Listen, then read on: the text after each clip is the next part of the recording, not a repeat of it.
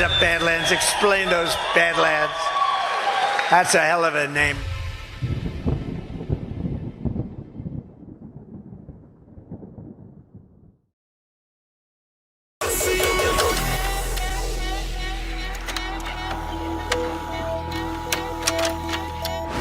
In a world drowned in lies, where corruption and evil reign, this summer, the fight for truth continues. The Red Pill Project, Alpha Warrior, DEFCON ZERQ. Another head hangs slowly, child is slowly taken. The violence causes silence. Who are we mistaken?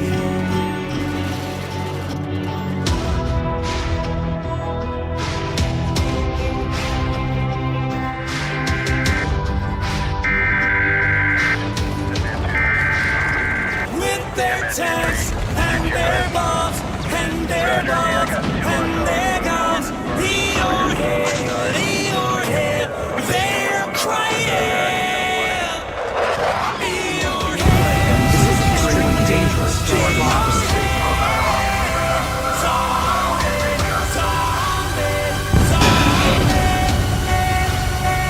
What's in your head?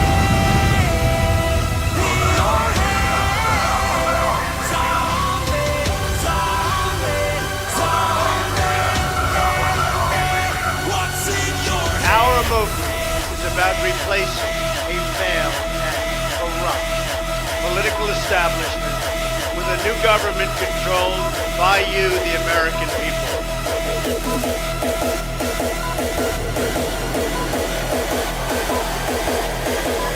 There is nothing the political establishment will not do. DEFCON ZERQ. Throwback. It is Throwback Tuesday, baby. Throwback Tuesday. I was rushing, man. I was flying by the seat of my pants, getting the last live done. But you know what? It was nice to see the throwback, the original intro to DEFCON ZERQ here. Well, the song was appropriate. Yeah. So, you know, well, warfare is appropriate too. But, you know, tonight, oy, man, and I don't mean to speak Jewish, but man, let's, I think we need to talk about this. There's a lot of people out there going, what just happened? I have a take, just so you guys know, me and Josh, we don't script these shows. We haven't even talked in like 2 days. I'm I'm so hurt.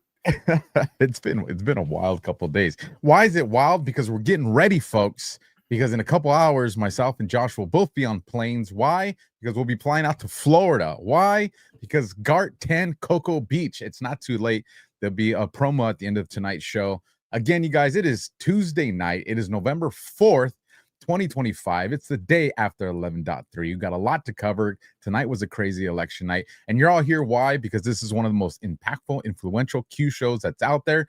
Because we do it the way the gatekeepers absolutely don't like it. Because Q doesn't belong to me. It doesn't belong to Josh. It doesn't belong to any of the gatekeepers. It is a community. And the whole purpose of that community is to facilitate us towards moving towards the win. And there's a reason this show's done the way it's done. So, Josh, I'm pumped about tonight, bro. I am pumped because I've seen panic all over social media. Oh, my God. Oh, my God. The sky is falling. And I think there's some clarity that we can definitely bring. I see all the rumble rants. I see the gifted subscriptions. We will get to those. Josh, before I bring up our first ads, anything you want to add to what I just said? I mean, you kind of got that conversation kicked off anyways. So, number one is we want to think that this is a scripted movie and it's all playing out and that everything's been settled. It hasn't been settled, people. Is that this is moves and counter moves. This is 5D chess. What we're talking about here is a dynamic plan that is a continuation of what Donald Trump was doing from 2016 to 2020, from 2020 to 2024, and from 2024 to 2028. And so we have to understand, and I've said this for the last 5 years, they are going to fight back. They are going to pull out every move that you could ever imagine. And so this is what we are seeing tonight. We're going to talk about this. We got a few more things to get into right before that, but man, it's an eye-opener for Republicans out there and those who call themselves Republicans, and then Republicans in name only, and then anti-MAGA, and then anti-Maha, and then whoever. Because here's the thing.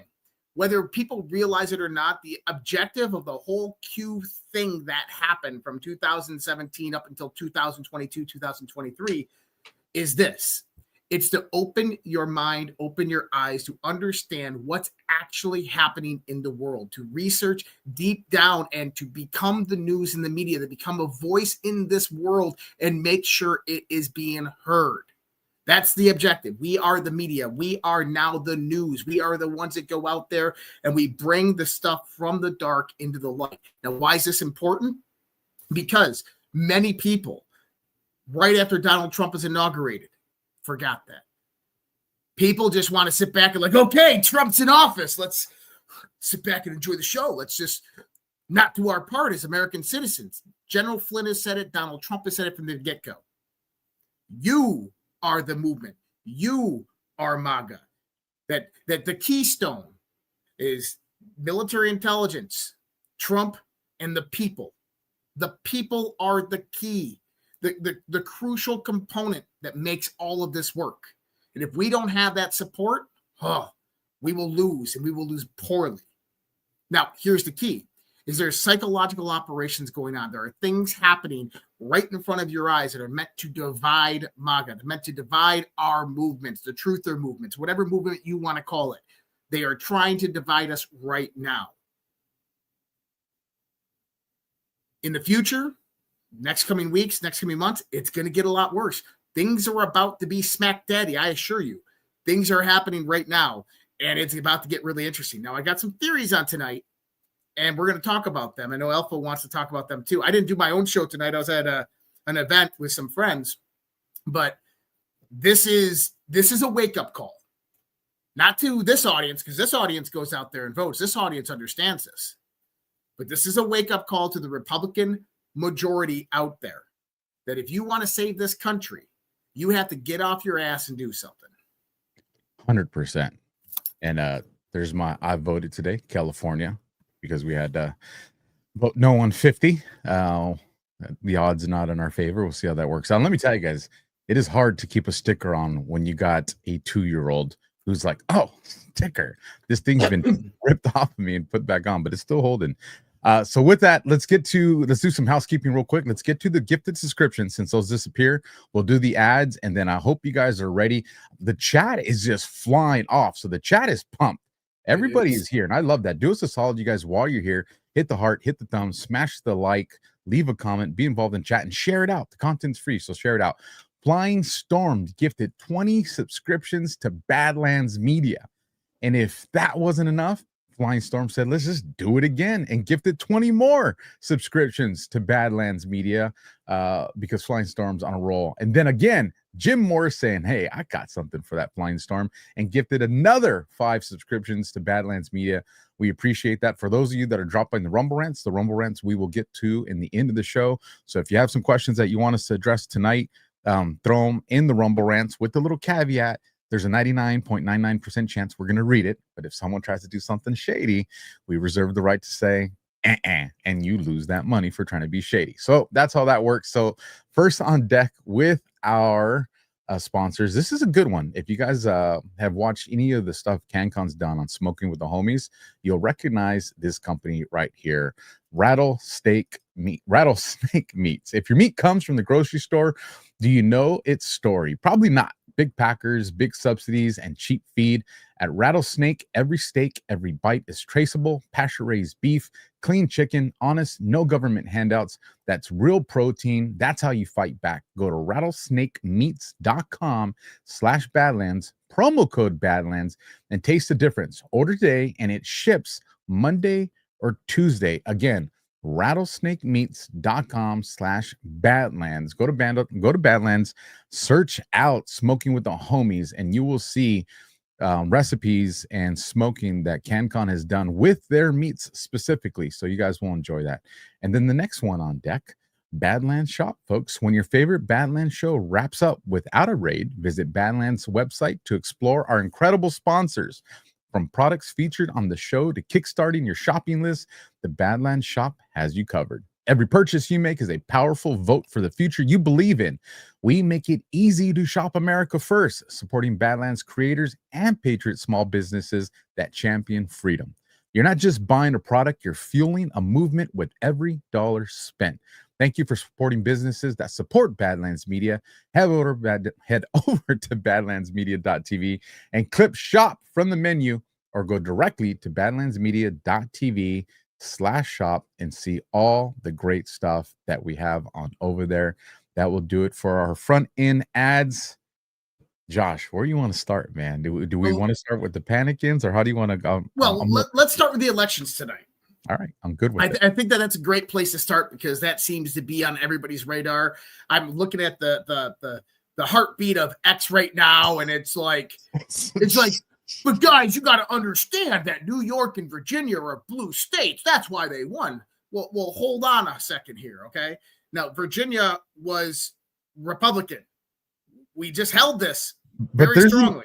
There's an asterisk with Virginia, though. There is a big asterisk, and it's called federal government. Exactly, the IC community now, and that's all the people that have been furloughed, all the people that have been laid off, all the people not getting paid. Oh, we begin to see. And you can also dismiss there's a large impact of state and local government that's there. You also can't dismiss a lot of the dependents of these people who are also voters. So while you look at a surface number, and I did go look into this, and the low-end conservative number is around 18%. The little higher number is around just under 22%, but that excludes dependents and family members. So that's a significant portion of the state of Virginia that has been impacted by the shutdown. So again, I wanted to throw that little asterisk because I do agree with that statement. But there's an asterisk when it comes to Virginia, and there's more to it. Well, but you want to know what it really was for New York and Virginia. Or sorry, New York and New Jersey. New York and New Jersey was Hispanics and Gen Z. Hispanics and Gen Zs are what made the difference. Now, I find this really, really interesting because there was a poll that came out 2 days ago, and it was like 780,000. They rounded it up to 1 million. People were polled in New York City, and they said that if Mamdani wins, they're moving out of New York City. And I said, well, wait a minute. If 1 million of you go and vote, Mamdani won't win. Like, only 1.2 million people, one of the largest turnouts in New York mayoral election history, like 1.2, 1.3 million. And yet 1 million people that say that if Mamdani wins, I'm moving out. Well, if you voted, he wouldn't have won. And so there's a problem here. There's a disconnect between the people and the system. But New York, New Jersey, Virginia, all allow for mail-in ballots. And that's the real key point here. And I think that winner, chicken dinner, baby. Right. So I want people to see this idea, because Trump came out and he made a statement. He said Trump wasn't on the ballot, and the shutdown were the two reasons why Republicans lost elections tonight, according to the pollsters. That Trump wasn't on the ballot, and because of the shutdown. I think the shutdown did play a big role into it. But I think primarily people don't necessarily vote at last minute, especially in something that's as crucial as this. It was the mail-in ballots, people. Okay. It is the inability of our federal government to secure an election to not allow people who are not citizens to vote in our elections. In other words, there is no checks and balances over our elections of who votes and how many times somebody votes. Even though they say there is, we know there is not.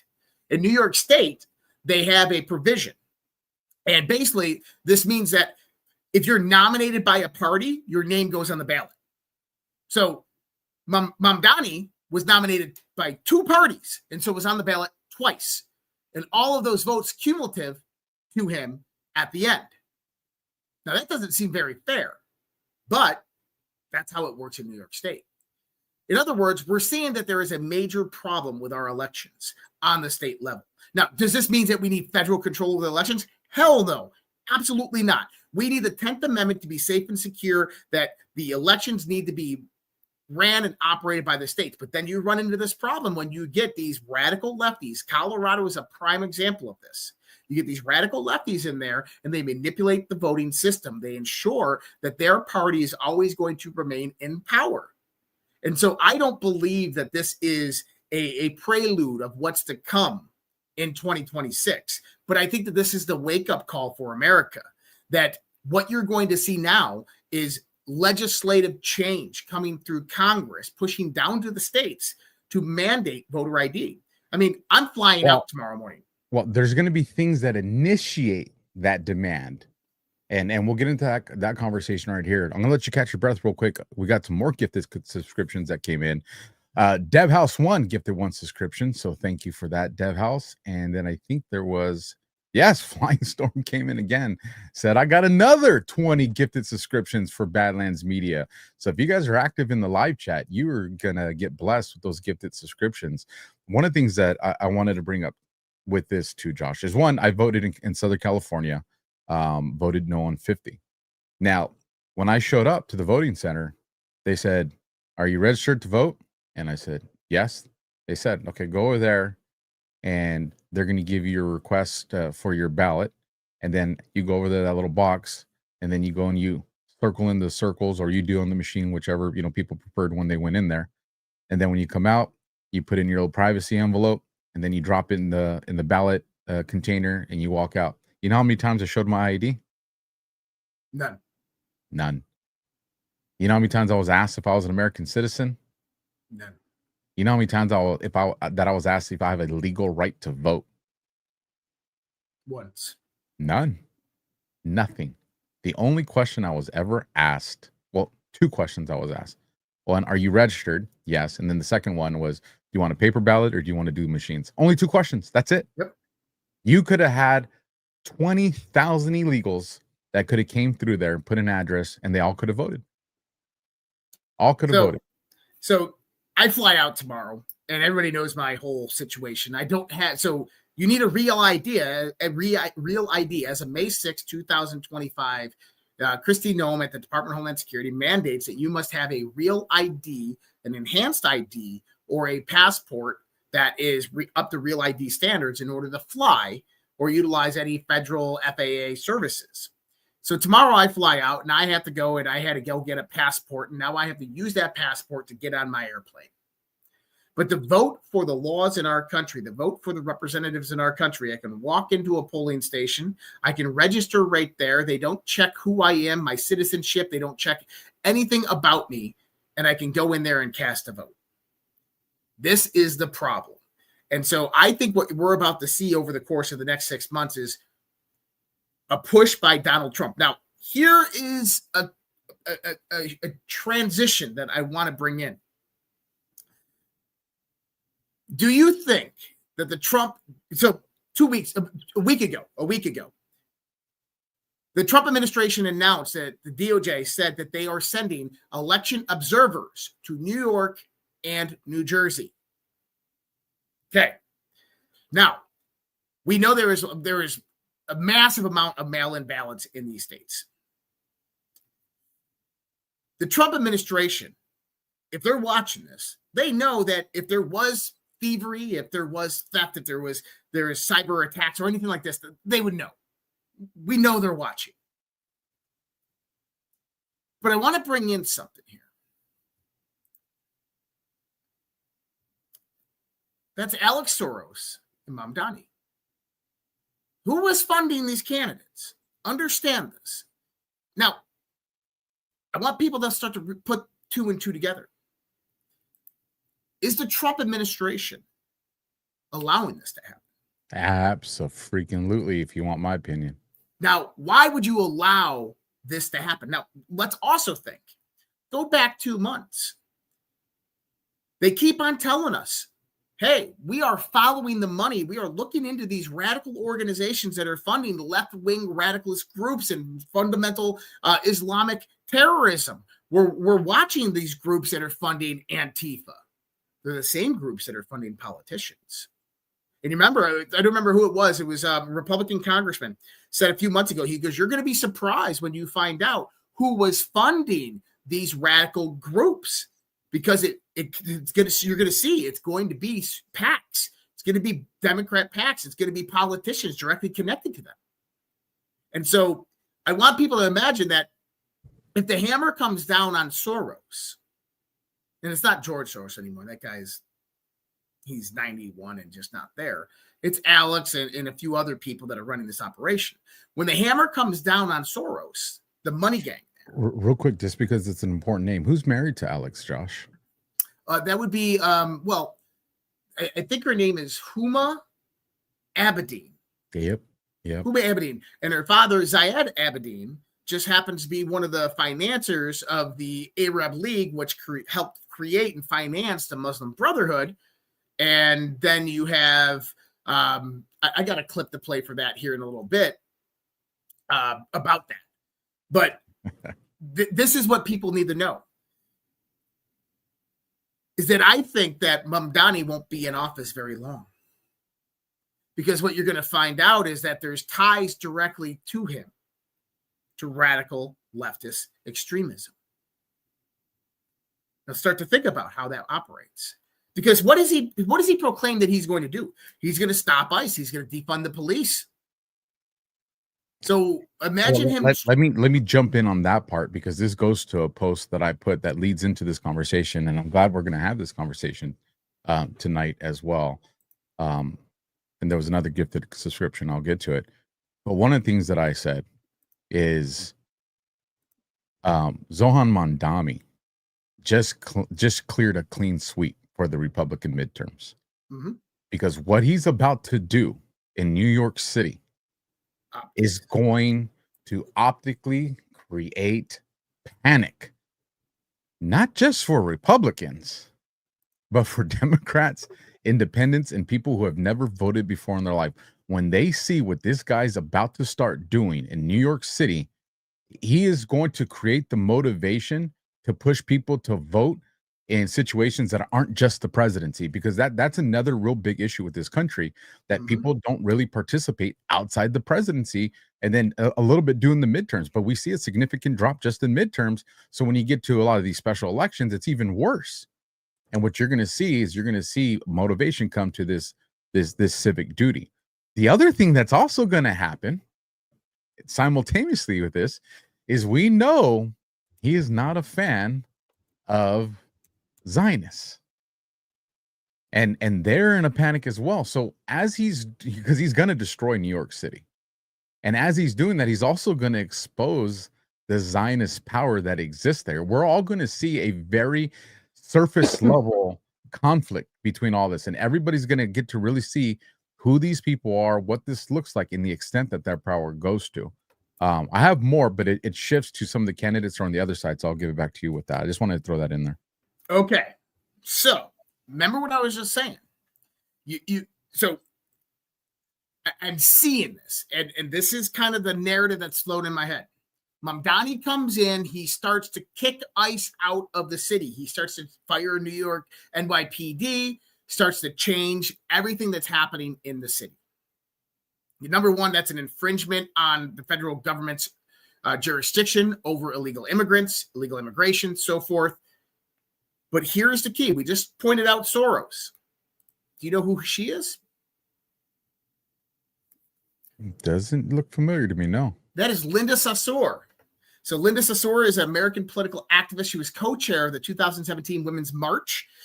She is one of the founders of CAIR, the Council of American Islamic Relations, which CAIR, they call it CAIR, I call it CAIR. CAIR is a sponsor up of the Muslim Brotherhood. Okay?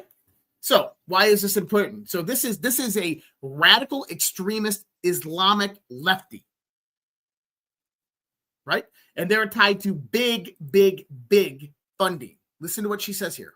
Right now, I'm a little more quiet because I'm on the quiet side of this race, but I'm going to tell you that once November 4th comes around, I will tell the story. The story is not just, that it's random that Zahran ascended to this place. It is our Muslim American communities. And I'll also say that it's Muslim money. The PACs that have supported Zahran, or a particular PAC that has supported Zahran, is probably over 80% of Muslim American donors in this country. High net donors, grassroots donors. And I want to make the point that the Unity and Justice Fund PAC, which is the CARE Super PAC, was the largest institutional donor to the pro-Zahran PAC in New York. You don't say. Now, think about how this works. Mamdani comes into New York City. He begins resisting Donald Trump, fighting the federal government. That's a crime. You can't do that. Who's funding him? Soros, CARE. You have radical Islamic groups, radical lefty groups. Do we see how this all begins to tie together? You can't tell the people. You got to show them. And now, do I think that he's going to implement Sharia law or anything like that? I don't know. But I think that this is a larger part of the radical Islam takeover of the United States of America that we talked about on Q After Hours and other shows. That Muhammad's 3-point strategy is immigrate, replicate, eliminate. Look at London, right? This is what they want to do to New York City. That's New York City is their next target. Chicago is on their target. We had Dearborn, Michigan this last weekend, right? 2 people were arrested by the FBI. I think one of them is actually still on the run, that were hoarding weapons for a holiday massacre that was funded by ISIS.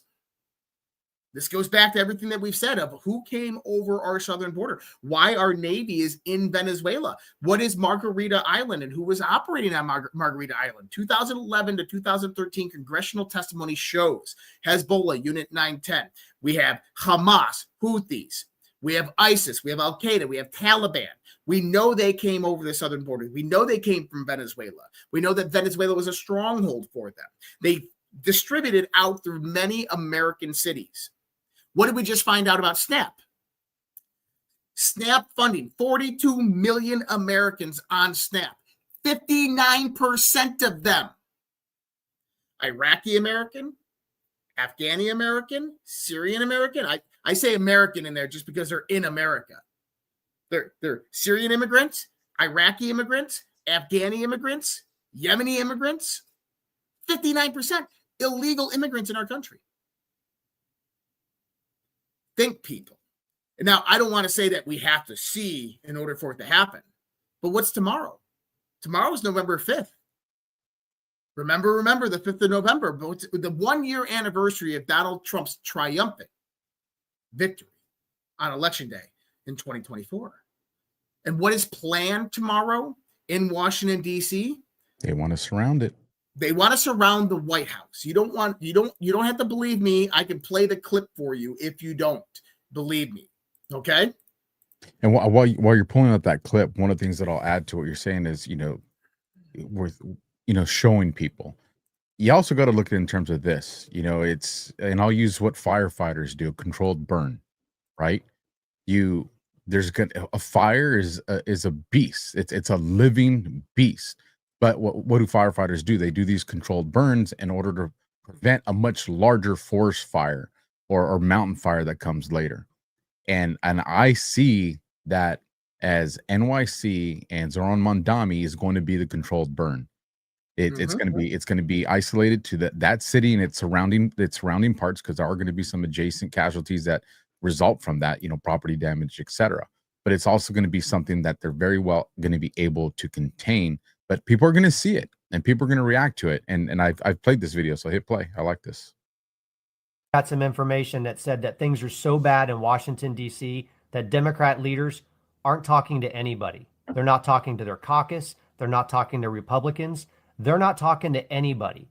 And I think now we know why. I'm going to show you 2 clips. The first one is going to help you understand what they're terrified of. And the second one is going to help you understand why they're not budging and why they fully intend on seeing SNAP benefits completely eliminated, at least for the month of November.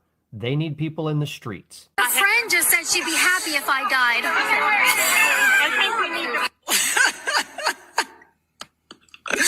So listen up, Democratic establishment. You can either jump on board with this shit, or we're coming after you in the same way that we come after MAGA. Period. There you go. That is one of the biggest podcasters on the radical left that exists today, a woman by the name of Jennifer Welch. And her show, her opinions are disgusting. And there you have it.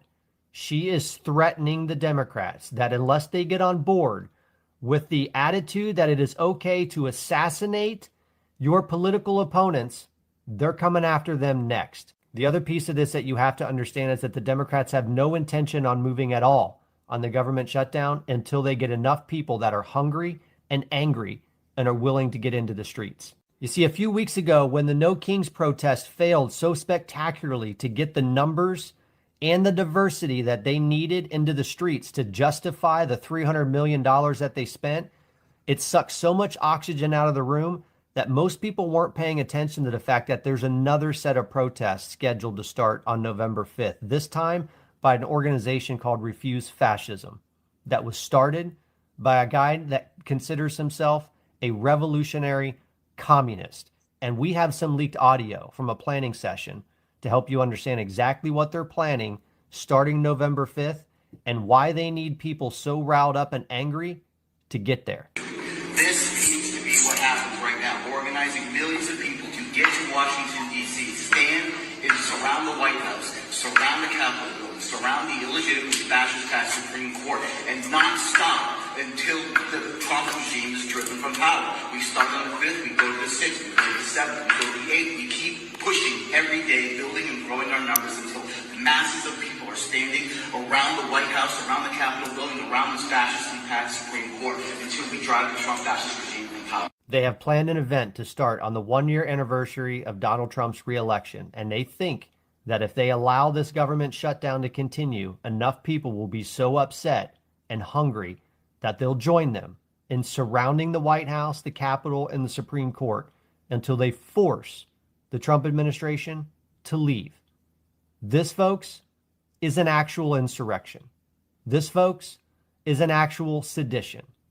Folks, this is what the beginning of a violent revolution looks like. All right. So number one, give a call out to Patriot Dad EV 2.0, Patriot Dad EV 77 on X for posting that. Appreciate that. Real quick before you move away from that, do you know who quote posted that and put in that quote post that this is an insurrection? General Flynn. Absolutely. Yep. And so now think about what he was saying. It's like he's talking about people being angry. What about people being so not angry, but now excited? We just swept New Jersey. We just swept New York City. And we just swept Virginia. Now they want to get out on the streets because they believe what they're doing is working. So I don't know what's going to happen tomorrow. Maybe nothing. Maybe it's a big nothing burger. There's 5 people out there with a few signs, right? But I think something's coming. And Trump was asked Sunday night on 60 Minutes, do you plan to use the Insurrection Act? And he goes, listen, the Insurrection Act is a tool, it's a resource that I have as president, and multiple presidents before me have used it. Now, I want to bring this up because it actually brings in the context a lot of things here. Now, if something did happen tomorrow and riots or violent protests come about, I think that we would make the move with the Insurrection Act. I think that Donald Trump would absolutely do that. It would be not carte blanche across the country, but it would be segmented through the cities that it's happening at, and you would have deployment of the military, Marine Corps quick reactionary forces to these areas. Then you have the southern border. You have troops that can deploy out from there. But I want people to understand, we were just talking about SNAP, right? SNAP. 59 million people on SNAP benefits. 73.9 million Americans are on Social Security benefits. Those stop. Okay. So Social Security, 73.9. SNAP, 59 million. This is what the Democrats are trying to do. Now, we're not also talking about critical services. There is speculation that the airspace, air traffic controllers, TSA, will be shut down next week because of the government shutdown. Why? Federal employees can't get paid. We already saw this week in Florida. Massive air traffic controllers weren't showing up to work, and they didn't have enough people to carry the load. And so you had 4 to 5 hour delays on flights going into Florida, various airports in Florida. And don't forget what happened today. What happened today? UPS plane crash. Oh, yeah, the UP. Oh, I got something to say about that. And that comes off the heels of what you're probably going to talk about, that statement they made on No, I didn't hear it. All right. So I think this was a day or 2 days ago.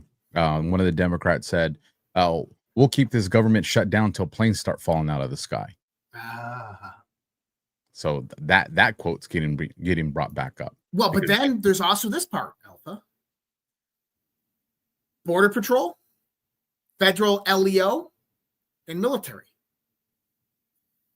This is a big part. What ICE, federal employees, federal law enforcement, they want to stop ICE from doing their job. Well, how do you do that? You make sure that they don't get paid. How do you open the borders back up? Did you hear that there was millions of people on their way to the southern border that were making their trek up from Panama? I just got a report about this 2 days ago, and it seemed very, very legitimate that there is a massive horde of people coming up to the southern border. Now, this doesn't make sense with, border crossings down 98% and the military on the border, but if you start to understand that the government shut down and Customs and Border Patrol aren't going to be paid, and they can only go so long without being paid, now it starts to make a lot more sense. This is their push. This is their final push. They are going for a complete and total revolution and civil war. This is, I don't want people to think of anything other than that. What the left is doing right now, this is their moment in time. This is their push for complete and total revolution. They have no other choice. Indictments have already started to come. Grand juries are being impaneled. Higher level figures are about to get indicted. And they cannot allow the truth to come out to the people. They cannot allow the people to know what they've done, their crimes, their corruption. And to this point, the majority of the people on the left wouldn't even believe it if the Trump administration said it. And I think that that's one of the big problems of psychological warfare. But when we start to look at this is a firestorm brewing. This is, I don't want to say civil war, because I don't think it's going to get that far. But this is the scenarios that me, you, and Nino have laid out, to where I want people to envision this for a second. How would you take over the United States of America? If you wanted to take over the United States of America and you were very well funded, you had plenty of resources, you controlled gangs and cartels and mercenary armies, you had China that was, willing to invest some time, energy, and effort into it. You had Al-Qaeda and Taliban and ISIS, and you could coordinate with them because they just hate America. And they say, hey, we want to infiltrate America and take it over as a Muslim nation. You say, yeah, come on, we'll help you immigrate over. And for 4 years, you open up the southern border and you let 23 million people flood into your cities. Not only that, but you pay them. Once they get to the border, you give them a cell phone, you get them on the payroll, you start paying them thousands of dollars a month, you put them up at sweet hotels while Americans are out there starving, trying to get by and sleeping on the streets. And what do they do for 4 years? They coordinate, they collaborate, they integrate. These people that they're bringing over, their culture is tight-knit, enclosed, decentralized communities. They don't really want to integrate with you and me, but that's how they build and grow. Look at Dearborn, Michigan. So what comes next? If you wanted to infiltrate the United States of America, well, you create this whole color revolution aspect. You infiltrate instead of invade. Once you're inside, now it's only a matter of time once you have the appropriate amount of numbers. Now, if I was to ask somebody out there, how many people do you think it would take if you were military trained, special op trained or military trained, to take over New York City? Not as much as people think. Less than 500. I would say 100 people, well-trained, special operation forces, could go into New York City, break into 20 groups of 5, and they could take over New York City within 24 hours. And what do I mean take over New York City? I mean take over command and control, take over police station and National Guard armories, and take over critical infrastructure. 100 people. Imagine every major city in the United States of America, Los Angeles, Chicago, New York City, Memphis, with not hundreds, but thousands of those same people there. They would have to have National Guard immediately. You would have to have a counter unit with the equivalent training that knew was coming. That would be the only way you could subvert that attack. Because law enforcement's not positioned to do it. And we've had this conversation several times. Even your law enforcement, your SWAT guys, one, SWAT teams are not as big as people think. And two, not everybody in SWAT is prior military. And the way you engage in military is different than the way you engage in urban conflict or, mount, a lot of the training that we had. And the other thing too is law enforcement is very dependent upon communications. And when you're military trained, what's one of the first things that you either eliminate or take control of? Communications. Now communications, that's an interesting part that you brought up, Alpha. Do you remember December 25th, 2020 in Nashville, Tennessee? I believe it was Nashville, Tennessee, when there was that RV bomb that almost went off, and you had all the people talking on the speakers inside the city telling them to vacate the area. The bomb never went off, but where was it parked out? It was parked out in front of AT&T's Central Command Center, which if that was taken down, all 911 communications for the Eastern Seaboard would have been taken down with it. Now, from 2020 to 2024, during the Biden administration, how many times did 911 communications go down throughout the country? A lot. Almost like there are dry test runs. Now, people are like, well, that just means that people can't call 911. No. I'll provide it because I had firsthand experience to this. Mm-hmm. The second we would call them our trunk lines. The second your trunk lines of 911 went down to dispatch, well, that means the people that are dialing 911, your call's going through, but it's now getting routed somewhere else, or it's falling on a dead signal. Now, if it does get routed somewhere else, it's probably typically it's going to go to, in California, out here in Southern California, it'll go to CHP. Well, it's still, you've broken the communication. So the first thing that dispatch does is they go into triage. Is your cops, nobody's doing anything proactive. Everybody that's out there is not going to do anything proactive. Everybody has now gone into a sit and react posture. Now, when we're talking about, someone who wants to take over something, a sit and react posture is not a good one to have, especially when you're spread out and you don't have those communications. So just so people understand, you lose a lot when your 911 trunk lines go down. In interagency communication. It's your dispatch that coordinates interagency communication. So imagine that happens all at the same time that all of this is going on. Number one is police. So think about this. Let's just take 100 people in New York City, 100 sleeper cell units in New York City. What did Kash Patel's girlfriend, Alexis Wilkins, just say on Fox or OAN the other day? There's sleeper cells. Yeah. Now, look, she's a country music star, not a political pundit. But why the hell is she talking about sleeper cells? Because it was something that she heard in conversation with someone, maybe her boyfriend, who's the FBI director, that she thought was important and would make her look good on TV. So she said it to everybody else. It was information she had that she probably shouldn't have shared, but it was something we already knew. But now imagine 100 people in New York City. They break up into 20 groups of 5. 5 of them go to the south side of the city, or the rich area of Manhattan. And they begin active shooter situations. 5 people, active shooters. You're going to get an all call throughout New York City. You're going to get a massive all call. Every 911 first responder is going to head to that area.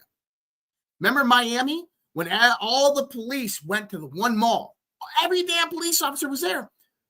What was the rest of the Miami looking like? No police. Oh, so you get an all call to one area. 911 systems go down at that moment. Those other 19 groups, they're over at the mayor's mansion. They got a group over in Albany taking over Albany. They got critical infrastructure, so they're taking over electric grids. They're taking over water. Subway communications. Transportation goes down.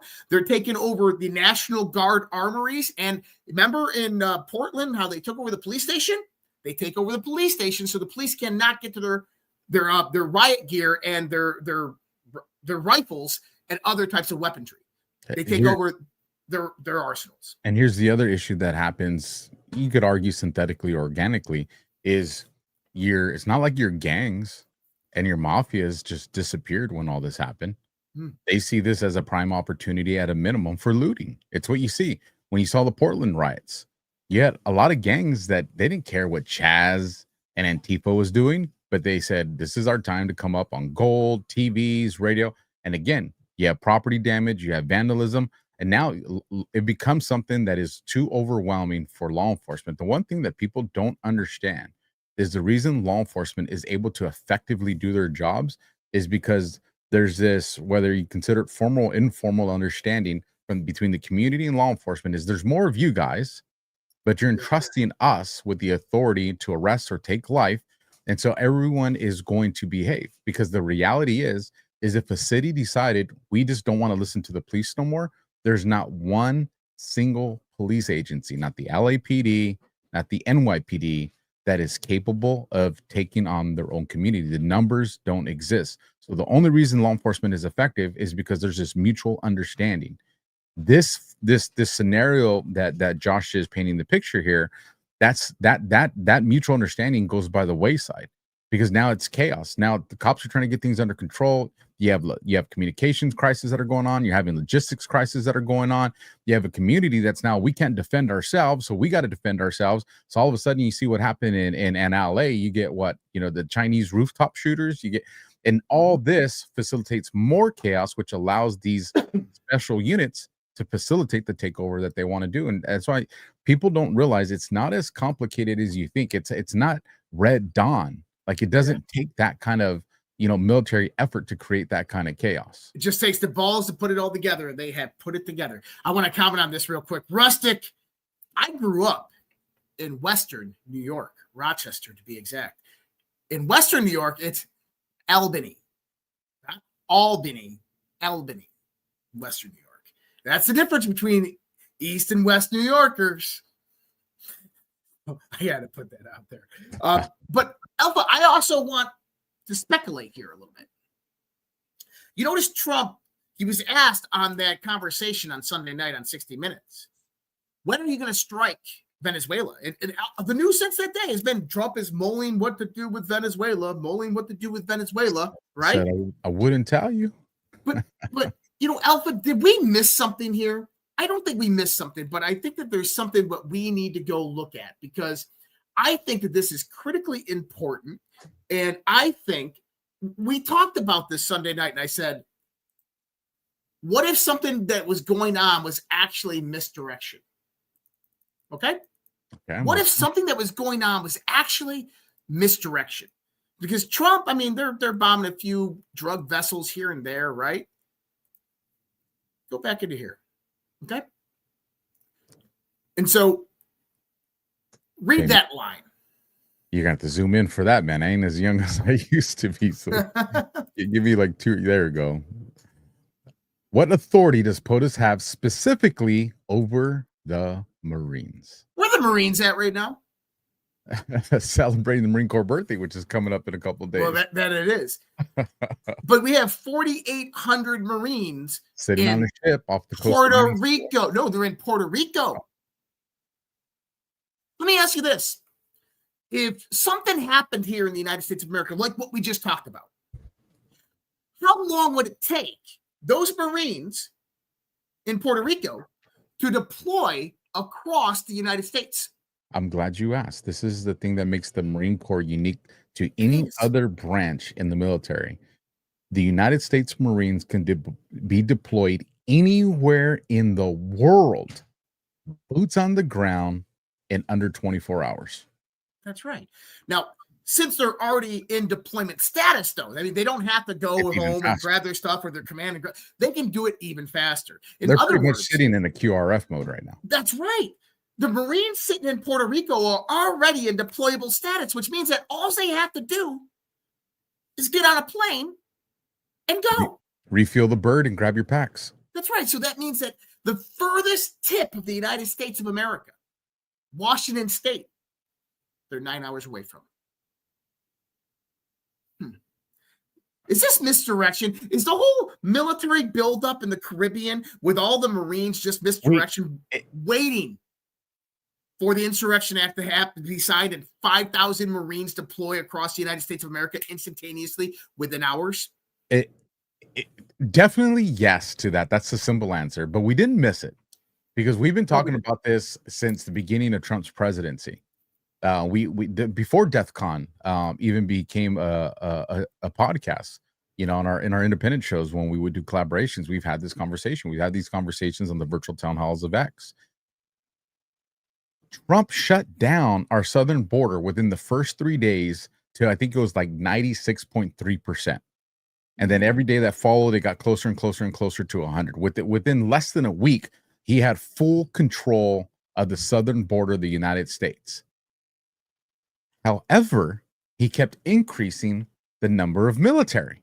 20,000 people. So the question I presented to everybody was, I said, hey, if Trump has taken control of our southern border, and for the record, just so people understand, at this time, within the first month of Trump's presidency, this was the largest U.S. military deployment in U.S. history ever since the birth of our country to the southern border. We had never had that much U.S. military deployed. So I told everybody, if he has the border control, so we're not getting any illegal crossovers, we're not getting narcotics crossovers, everything's now coming from the north or from the ports. Why are we increasing the size of the military? This is red flag to think about something, marker number one. And what I told everybody is, here's what it presents. Is either there's a threat that they know exists in Central America or South America that they're being prepared for, Mexico. Whether it be the cartels, you know, somewhere in Mexico.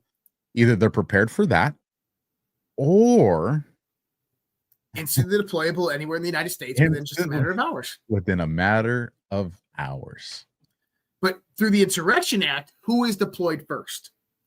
Marine Corps Quick Reactionary Force out of Quantico. But you could also deploy the Marine Corps proper out of Puerto Rico. And then you have contingent forces, 81st Airborne, 101st, that just jump into our cities. Imagine what would happen if this began to occur, right? Sleeper cells start rising up. And it would happen, guys, if they were going to do an operation like this, it would have to happen fast. And when I mean fast, it would have to be simultaneously across the entire country at the same time. That's how coordinated it would have to be.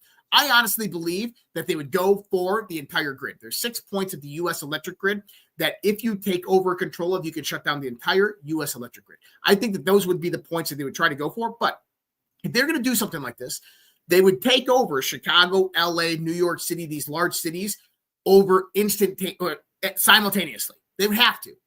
Because once they start on one, we know it's going to happen in another, and you can just deploy to that. But what you'll see happen is you'll see U.S. military going in there, and they're not going to go to the protesters or the rioters or the violence. They're going to go secure critical infrastructure. They're going to go secure command and control. They're going to go secure the government. And then who financed all this? That's where it comes down. And you got to remember, our intelligence, and I had this conversation last night on Just Alpha, is we're finally seeing good actionable intelligence, and that's why you're seeing a lot of these potential terror threats that are actually being thwarted. We're not going after the who done it, we're preventing the who was going to do it. And that's because we're getting legitimate intelligence. So why do I share that? Is to say this. These groups are infiltrated, folks.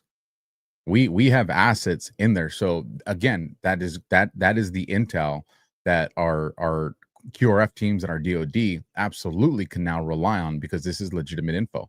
So like what Josh is saying, you know, if something popped off in New York, you're looking at 8 to 9 hours to get a Puerto Rican QRF team that's up there.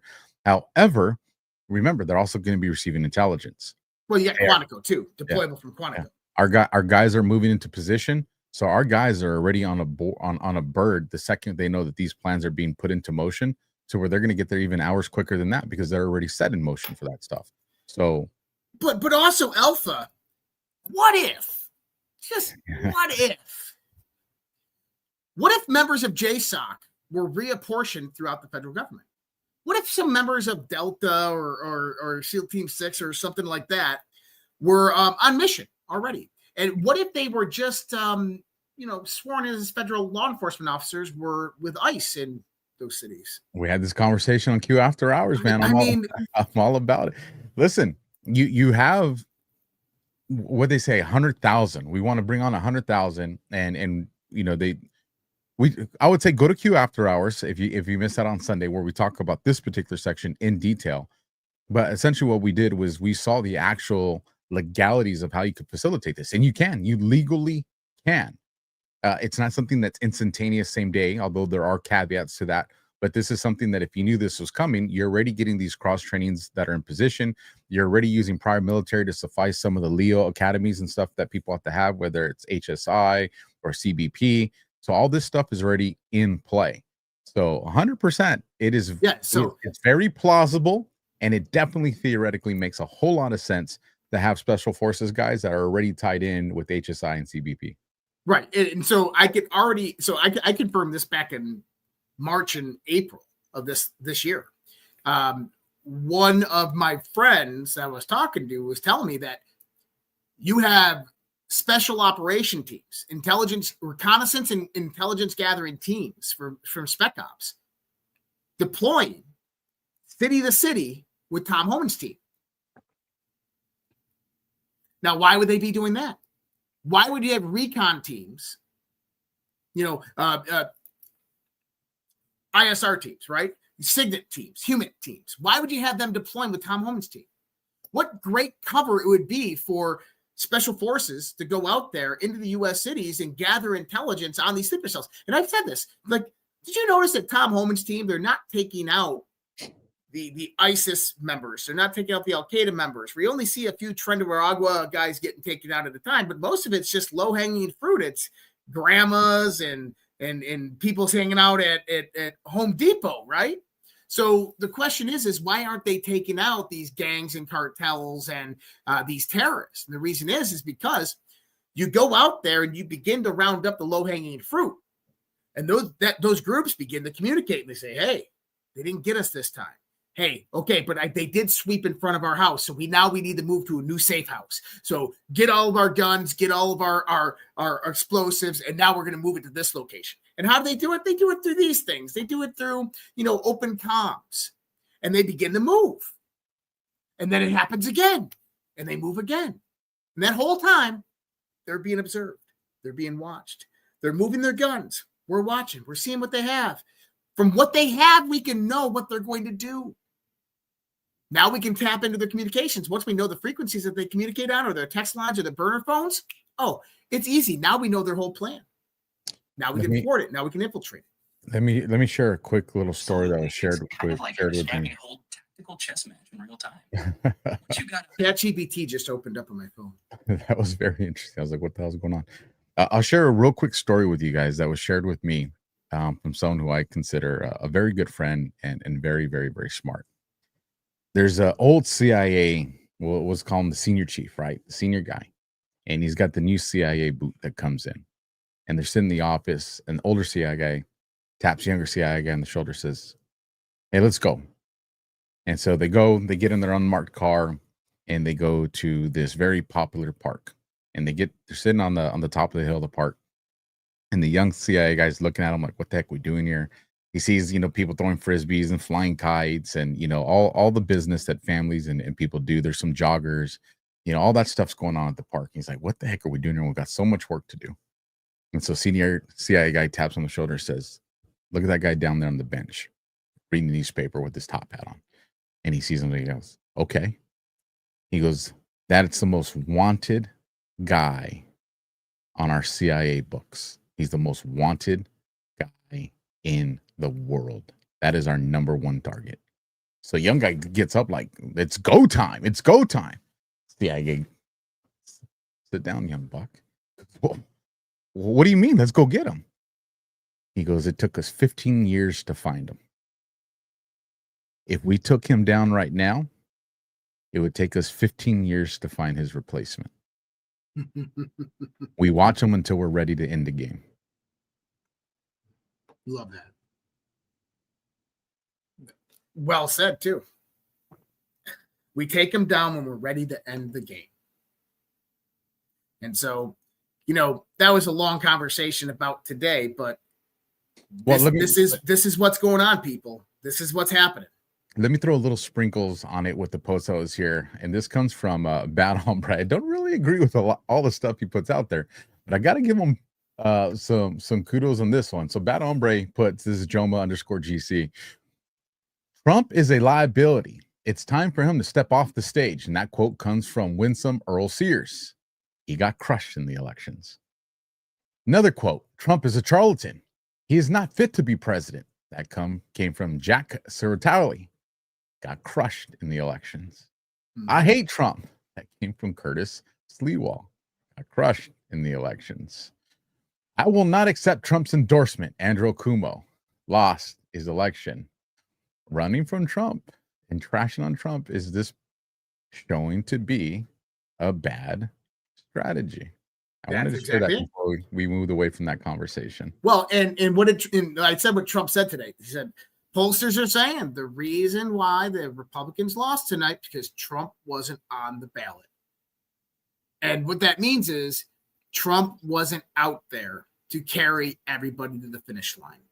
People weren't all brown-nosing Donald Trump just to get elected. Now, this is going to set up the midterms hugely. I agree. I completely agree. I'm hoping that we get shit done before the midterms, or because we cannot afford something like this to happen during the midterms. Because I'll tell you right now, if nothing happens and we go through to the midterms and we have grand juries impaneled and it's just everyday nonsense and nobody's sitting in jail, nobody's been perp walked, and we go into the midterms and it's a blue wave, there's going to be a civil war. I just don't know what else to say. There's going to be a civil war. And I hope that's not what they're trying to set this up for. And it's not me talking. That's America talking. That's a lot. That's 3% right there. 3% of the population is done. And it doesn't have anything to do with Trump right now. Well, it has to do with the system. It would definitely push in that direction, because you would legitimize the conversations that these people that have agendas on social media are pushing. It would make them say, hey, well, they were right. And since they've been right about this, that means this is the only solution. This was the post that I did today, an hour ago, as a matter of fact. I put, Zoran Mondami just secured a Republican clean sweep for the midterms. Watch support for Trump and MAGA skyrocket once this jihadi simp really starts to destroy New York City. The bonus, Mondami is going to simultaneously expose the Zionist power as he destroys New York City. For those that are not emotionally triggered by fake pundits and pretenders, this was a solid win for MAGA on the bigger picture. Good take. So, well, let's shift over then to, we kind of covered November 5th, but we did have, as a matter of fact, I'll pull up the link. I have it on a different browser. We did get a dogcom that got answered. Are you tracking? Which? Well, this is also interesting. Before you bring that one up, I want to talk about this. So that UPS flight that burned up today on the runway was flight 2976. Okay. Do you know how many people died on September 11th? 2,976. Get the fuck out of here. And Dick Cheney died today. Get out of here, bro. And it was a cargo plane too. Three crew members on board, allegedly. Yep. So here, I want to. Everybody's like, no way. The 3 planes into the buildings at Twin Towers, World Trade Center in New York, and the Pentagon in Arlington, Virginia. They crashed. The 4th plane in rural Pennsylvania. The attack killed 2,976 people. Large explosion after a UPS flight 2976 crashes near Louisville International Airport. And Dick Cheney died today. Well, yesterday. It got reported today, but he died on 11/3. Officially, he died on 11/3. First marker. And what have we been saying that? Oh, people are going to begin to die. We're going to start seeing people on that side begin to die.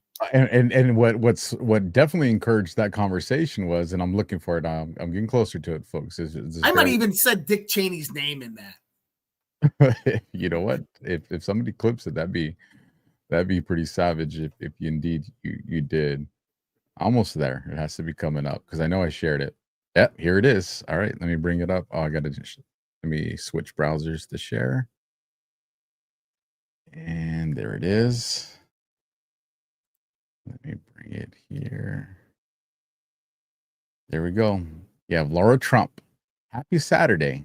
It's the tail thump for me. And that would have been 10:15, 11:15. That would have been 12:15 in the afternoon East Coast time. And that was November 1st. And then I think someone even did .com. Oh, there you got holder 17 right there. .com. It's freaking brilliant.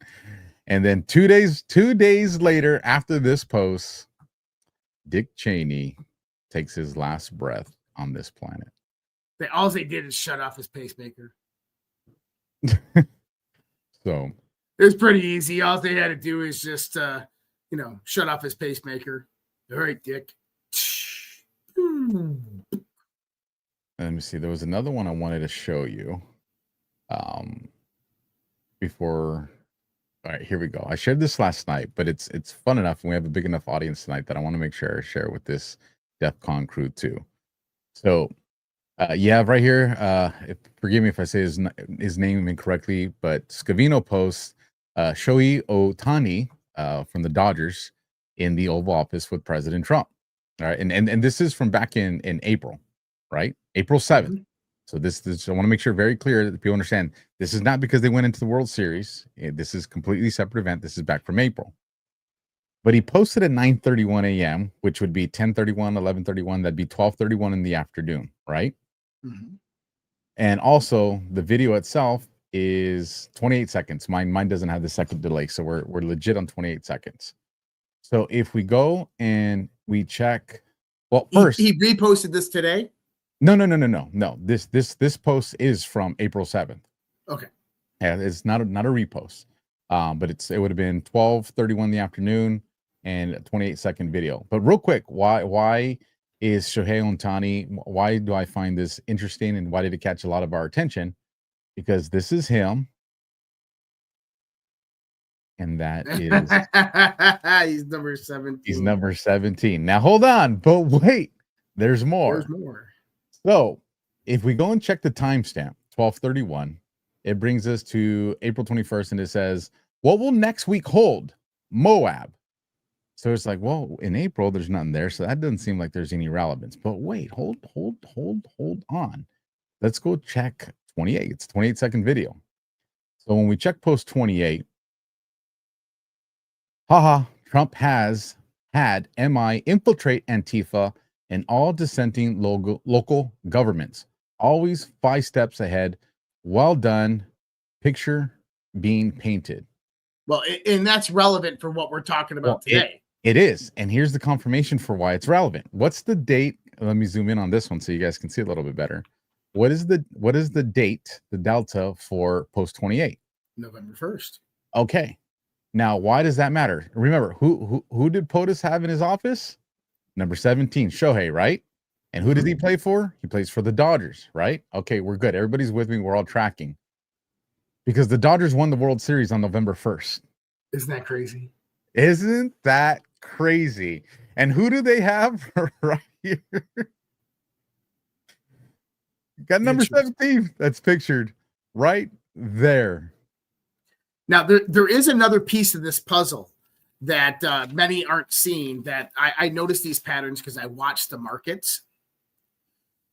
So the crypto markets are tanking as we speak. Buy the dip, not financial advice, but it is. Oh, buy the dip. But I would buy the dip in a few days. Now, number one is don't sell. What you're finding is a lot of leveraged holders, people on margin accounts are getting liquidated and they're losing everything. But you're also seeing old Bitcoin accounts selling billions of dollars. Now, you also have BlackRock, which sold like $1.5 billion worth of Bitcoin this morning. I got to interrupt you real quick just because it caught my attention, and this is solid. The winning score was 5-4 in the 11th. Yeah. 9/11. Yeah. Interesting. All right, keep going. I didn't want to pass that one up. So typically before you have some type of black swan event in the world, you're going to see large financial institutions start to drop the markets. And we're seeing this right now with Bitcoin and cryptocurrency. And my speculation is if we see more of this tomorrow in the next few days, that this is a true indication that this is about all the stuff that we just talked about is about to happen. I mean, a lot of these candidates that won, the Democrat candidates, were funded by large financial institutions and these private money donors that we've been talking about.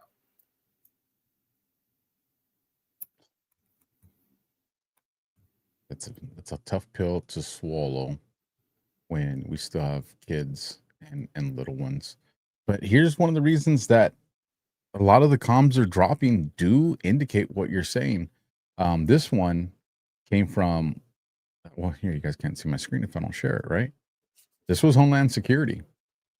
The board is set. The pieces are moving. We come to it at last, the great battle of our time. There won't be a Shire. Pittman joined .ice.gov, and that was October 29th when they posted that. That would have been 12:40, 1:40, 2:40 in the afternoon. And I think I looked up post 2:40. Oh, yeah, post 2:40 was one of those comms. Yeah, we talked about those the other night. Now, interesting enough, this last week, James Comey filed a motion to dismiss his indictment in the Eastern District of Virginia. Lindsay Halligan, the attorney for the Eastern District of Virginia, filed a counter to James Comey with declassified evidence substantiating his indictment.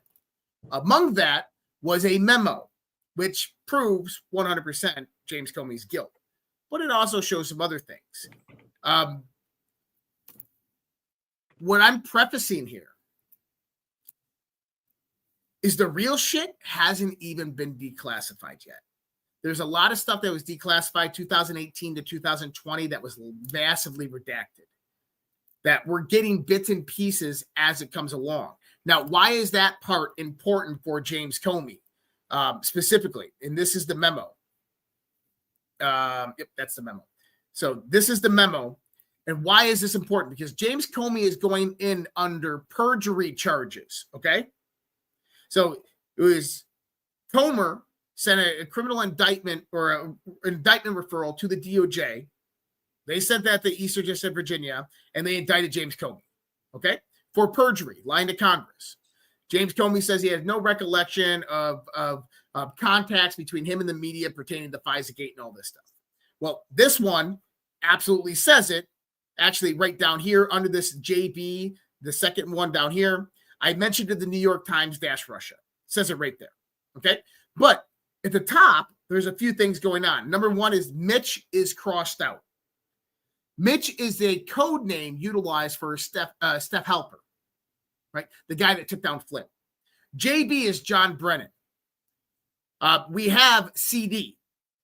So CD could be counterintelligence and deception ops, whatever it might be that they're talking about. He goes, undermine HRC, can't pass the system, can't clear the system. So maybe talking about HRC not being able to get a security clearance, or that they're confident in the system. HRC's plan to hit Trump. That's huge. HRC's plan to hit Trump, and that HRC's health is an issue. But here's why this evidence is really interesting. James Comey was indicted on perjury charges. This evidence is showing something more than perjury. It's showing the formulation of a grand conspiracy, of a criminal conspiracy, an ongoing criminal conspiracy. Now, the evidence that they're dealing with doesn't also affect James Comey, because you got to remember what James Comey did. He leaked classified information to the media, to the New York Times, right? Remember when they unmasked General Flynn and they released the audio to the New York Times? That's a crime, a massive crime. So what we're beginning to see right now is Comey's getting indicted on perjury, but the case that they're sending out in the context of evidence is much greater. Now, this is the point. Lindsay Halligan is the first indictment with a grand jury in the Eastern District of Virginia. Then we got Quinones in the Southern District of Florida, who's investigating Jack Smith in Mar-a-Lago. But then he's saying, well, hold on. This is related to all the documents that they were looking for. And they asked the Biden DOJ, we want the list of the documents that you guys were looking for, and they wouldn't give it up. Well, the Trump administration has it now, which means that all of those documents that they wanted are now included, which is the 2020 election, which is January 6th, which is the 2016 FISA-gate, unmasking of Flynn. All of this stuff is in there, which means, Alpha, that you have two grand juries investigating the same crimes with different people. Now, if you have crimes over here in this state and crimes over here in this state, and they seem to be the same crime that's forming a conspiracy, doesn't that fall under something? Criminal enterprise and RICO. Oh, man, took the words right out of my mouth. It's a RICO. But I want people to see that this isn't about why is James Comey walking free? Trump ain't doing nothing. Guys, understand. You have to build the foundation of the case. Perjury is the start. From the perjury, they're going to build criminal conspiracy. It's ongoing. So ongoing criminal conspiracy. This is the beauty of this. Ongoing criminal conspiracy. So we've been said that FISA-gate is not outside the statute of limitations because it's an ongoing criminal conspiracy. 100%. But what was FISA-gate meant to do? They wanted to coup Donald Trump in 2016 to cover up their crimes from 2008 to 2016, which means that the statute of limitation on those crimes is not up either. You get to work backwards with these things as you establish the precedent. And that's exactly what you're showing. I'm actually looking for very old posts where I cover these in detail so I can drop it in the chat for those that want to read it later, where I break this all down, the criminal enterprise, ongoing conspiracy, and how the statute of limitations applies in this particular scenario. So I am looking for it, folks. So bear with me as I search for it, because it was well, and you want to know some of the things that are going to be talked about in the grand jury. While you're looking for that, I will play this. What is Quinones going to be looking at? Oh, listen to this. Now, contrast this to what was going on in the same Washington field office, in the same FBI under Chris Reid. In that same time frame is when all that intelligence comes in that China might be intervening in the U.S. election, getting fake driver's licenses and fake ballots so they can help Joe Biden win. And what does the FBI do with that one? It says, circular, we're going to throw it in the garbage can. That is the FBI in 2020. It was just as bad and maybe even worse under Chris Reid than it was in 2016 under Comey. The mindset was not crushed, and it became more emboldened in 20.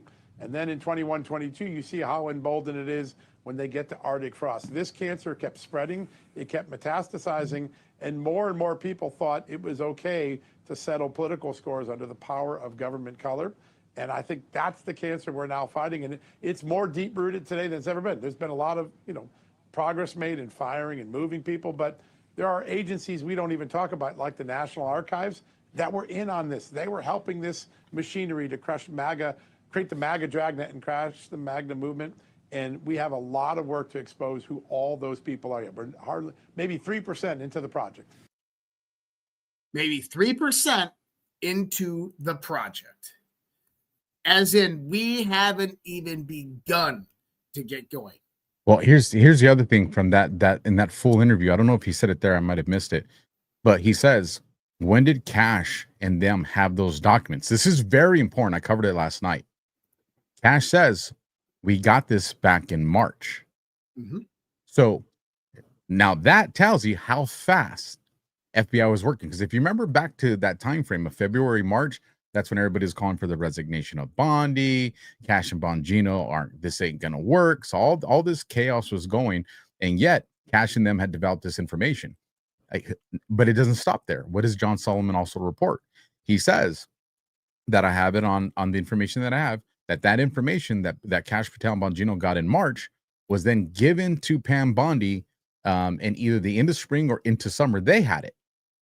So, and now we're seeing it come to the surface as it's being reported.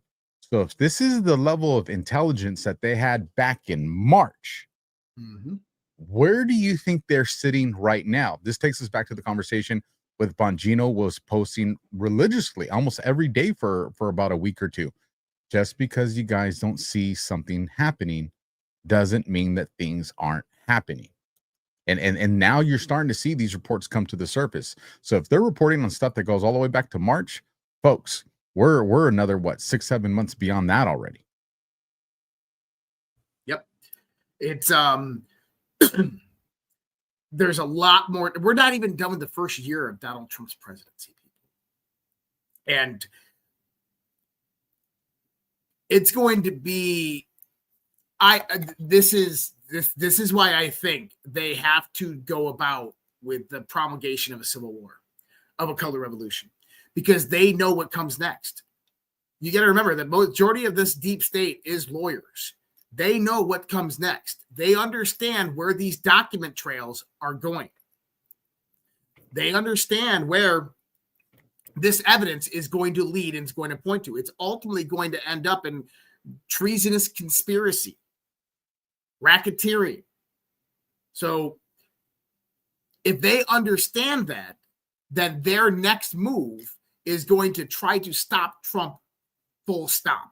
And the only way to do that, because they know there's no way that they can win elections because Donald Trump has too much time between now and then to get voter ID in place.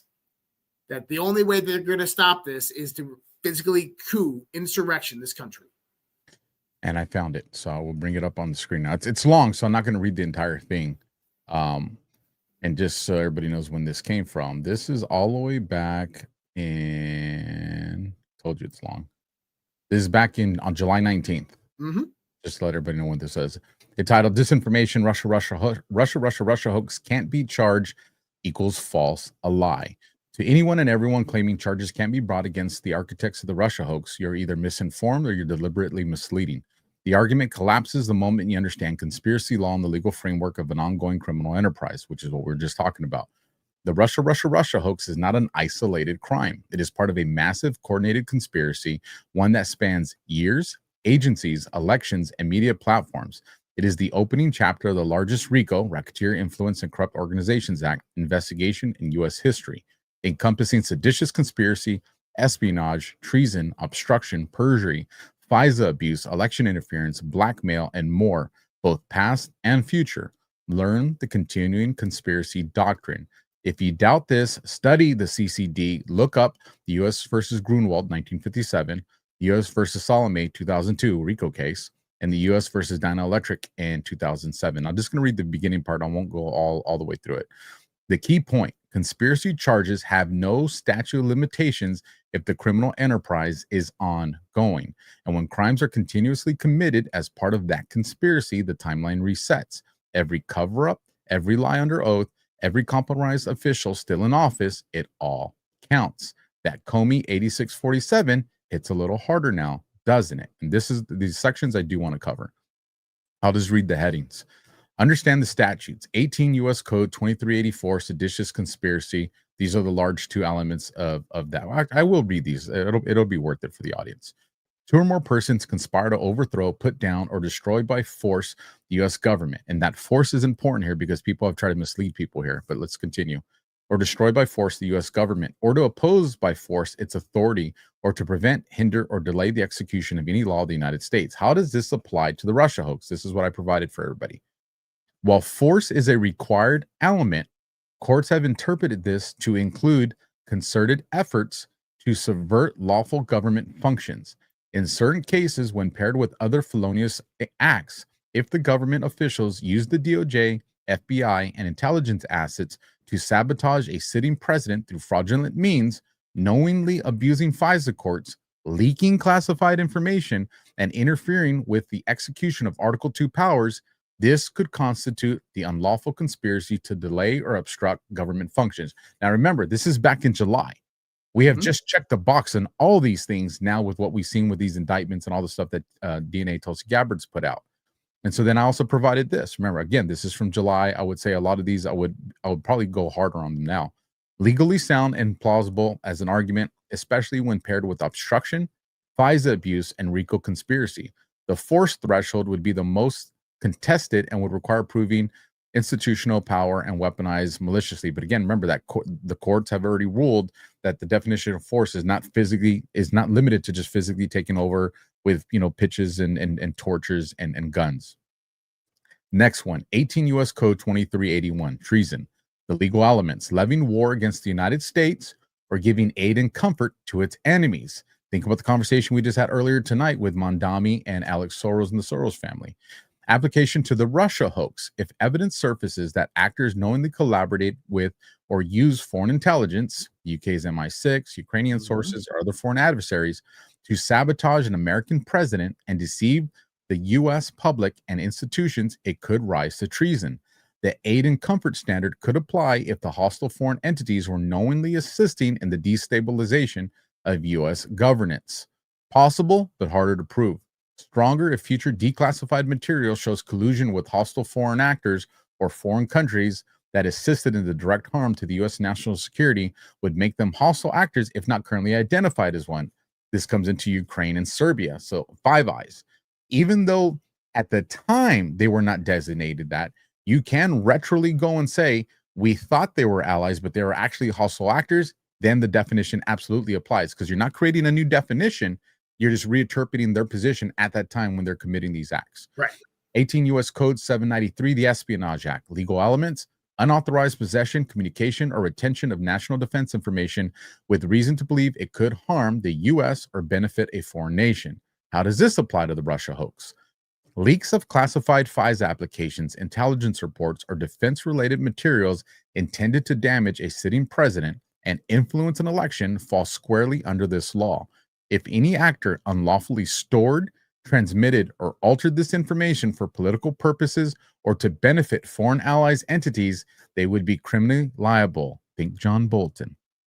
Legally sound, especially when applied to the intelligence community, leakers, and handlers.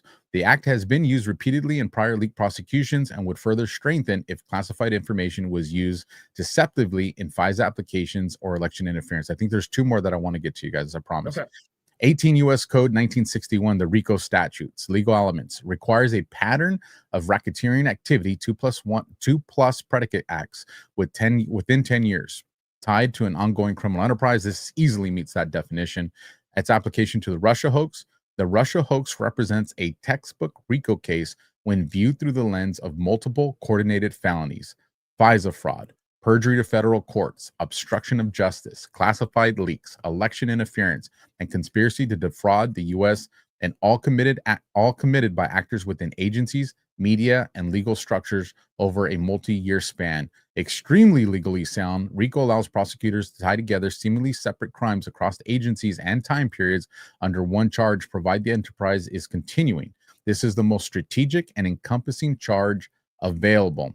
And then here we go, 18 U.S. Code 371, conspiracy to defraud the United States. Legal elements: two or more persons conspire to defraud the U.S. by interfering with or obstructing lawful functions of the government. How does this apply to the Russia hoax? False FISA applications, suppression of exculpatory evidence, linking disinformation to media outlets, Comey, and obstructing legitimate oversight to investigations into a matter all qualify. This statute is routinely used when individuals conspire to disrupt federal processes deceive agencies, or interfere in elections under false pretenses. And again, I'll go ahead and I'll drop the link. Well, play the video too. All right, let me grab that one. No, it's right. It's just scroll down. It should be. Oh no, I got to shift it to the tab because I had it on window. Here we go, but it's quick because I was already on it. So let me go down to Tulsi. Man, you wrote a book in that one. You need to publish that shit. It was this one was important, man, because there was a lot of people that were trying to subvert our presidency. So here we go.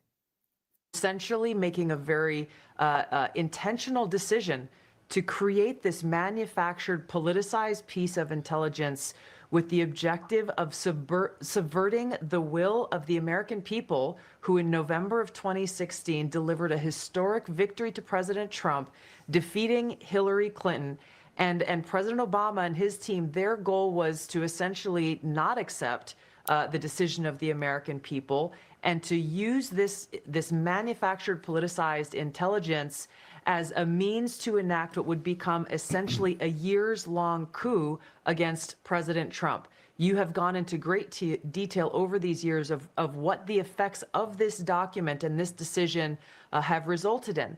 Obviously, a years-long Mueller investigation that cost taxpayers almost $40 million, 2 congressional impeachments, endless smears and attacks against not only President Trump, but his family. He had senior members of his team who were investigated, some arrested and jailed. We had heightened and increased tensions between the United States and Russia.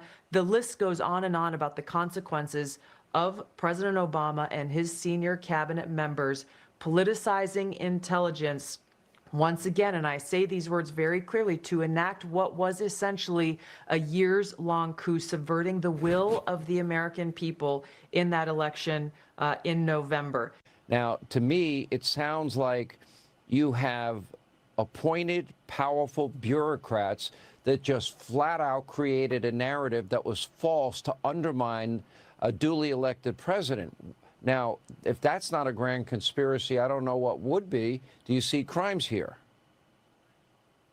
I do, Sean, and I'm referring all of these documents that we have found and uncovered, referring them to the Department of Justice for further investigation, accountability, and action, not just investigation, but action. Accountability has to take place. The American people's ability to have faith and trust in the integrity of our democratic republic is literally what's at stake, and therefore the future of our ability to exist as the country that we know it. This accountability is critical to make sure that this never happens again. Exposing the truth and naming those who are responsible should drive that accountability that has to take place. I just want to mention quickly, Sean, you mentioned the Steele dossier. That plays a critical role in these documents that we released, specifically because James Clapper, James Comey, John Brennan, they all knew that the Steele dossier was discredited at this point. It's not something any intelligence professional looked to as something that could be referenced or should be referenced in any intelligence assessment whatsoever. I know that there were professionals who were told include the Steele dossier in this January Obama-directed manufactured piece of intelligence, and they protested to people like John Brennan and James Clapper. They were shocked that it would even be considered. The Steele dossier was used in this manufactured assessment that President Obama directed be created, along with many other pieces of intelligence that the intelligence community itself, for months leading up to the election, said this is not credible and should not be used at all. Essentially, What was the date of your post there, Alpha? This video and that post? It was July 19th, 2025. And that video was either from the day before, I think it was from the day before, or it might have been that morning. Mm-hmm. So I want people to get a timeline here. So Alpha just said that Cash says that we came across these documents around March. Now, why March? Tulsi says that we recovered or found these documents. Well, Tulsi Gabbard was confirmed by the Senate February 12th timeframe. Give her a month get into her office, get in the position, and then the documents started rising. But wait a minute. Tulsi Gabbard's the ones at ODNI that found the documents, took the documents, and sent the criminal indictments to the DOJ. But didn't Cash find them in burn bags? Yeah, they found some more in burn bags, as a matter of fact. So did Cash find them in burn bags and send them over to ODNI?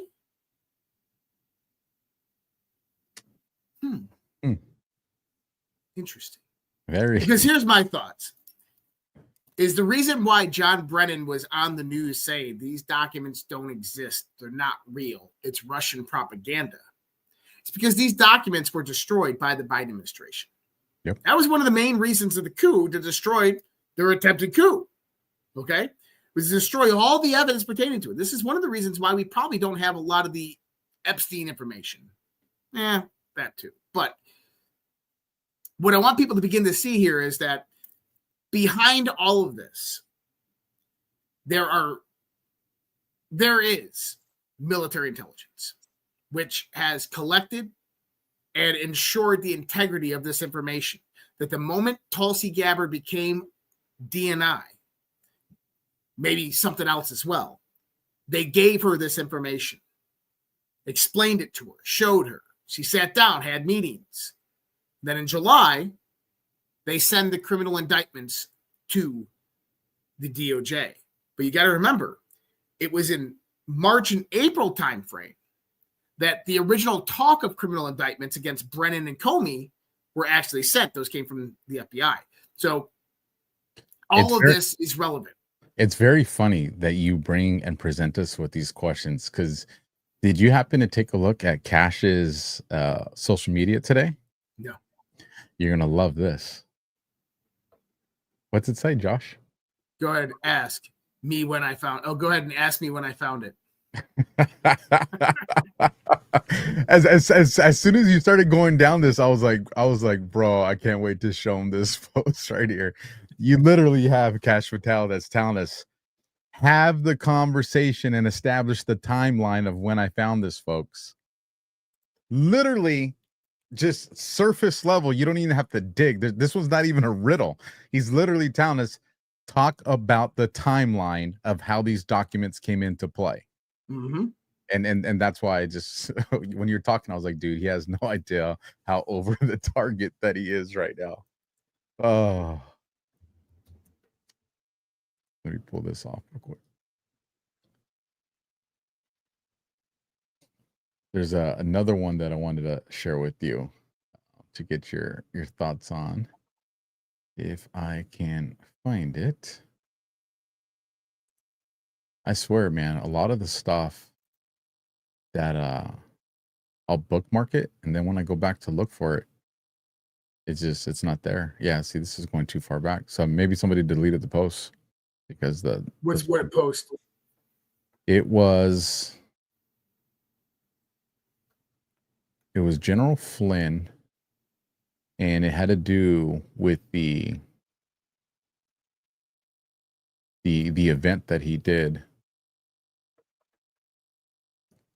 See, this is already November 3rd. It didn't go that back. It was, yeah. Maybe I'll show it on the next show that we do. Well, let me ask you this before we get into the Rumble rants. Sure. Tomorrow's November 5th. So obviously there's going to be a lot of eyes on that. Me and you'll be watching from our phones because we'll be up in the air during this time. So please say a prayer for myself and Josh that we land safely, as well as our audience members that'll be flying over the next few days, and our coworkers that will be flying over the next few days. Keep us all in your prayers as we're in these very uncertain skies. Please pray for our safety on that. Illegal immigrant air traffic controllers are being brought in from Mexico. I'm telling you, bro. I don't know, man. Just take a left over there. If the stewardess start offering Modelos and Dos Equis, man, I'm gonna be real freaking concerned. As we move into this week, and going back to the post where you had that old post from Scavino that was back in April, and it's showing number 17 from the Dodgers in Trump's office. You got the 28-second video that brings us to November 1st, which is the exact same day that player was on the Dodgers when they won the World Series. We saw the correlation with all the different numbers, even some of the ones that the audience brought. But if we say that there is some accuracy because of the double confirmations on that post, then it does give us the original one that came from the time marker that says Moab incoming next week, which would be this week that we just stepped into. Do you think that Moab is probably referring to tomorrow, or do you think that Moab is referring to something else? That's kind of where I'm trying to gauge what your thought process is here. I don't know. So, I mean, it's kind of a generic post, right? There's a lot of things happening. I don't know if that one's from 2018 or 2020. But I think that there's some Moabs inbound. I'm telling you, there's some Moabs inbound. And for everybody, mother of all bombs. Moab is mother of all bombs. And so in that same context, Moab, you can go in there and you get the May. So interesting enough, May 12th, 2020 is when the first criminal indictments were sent for James Comey and John Brennan. It was around that time. And that's the Q post, Boom Time Baker. And so this is, when you're looking for a Moab, you get Boom Time Baker, 4215.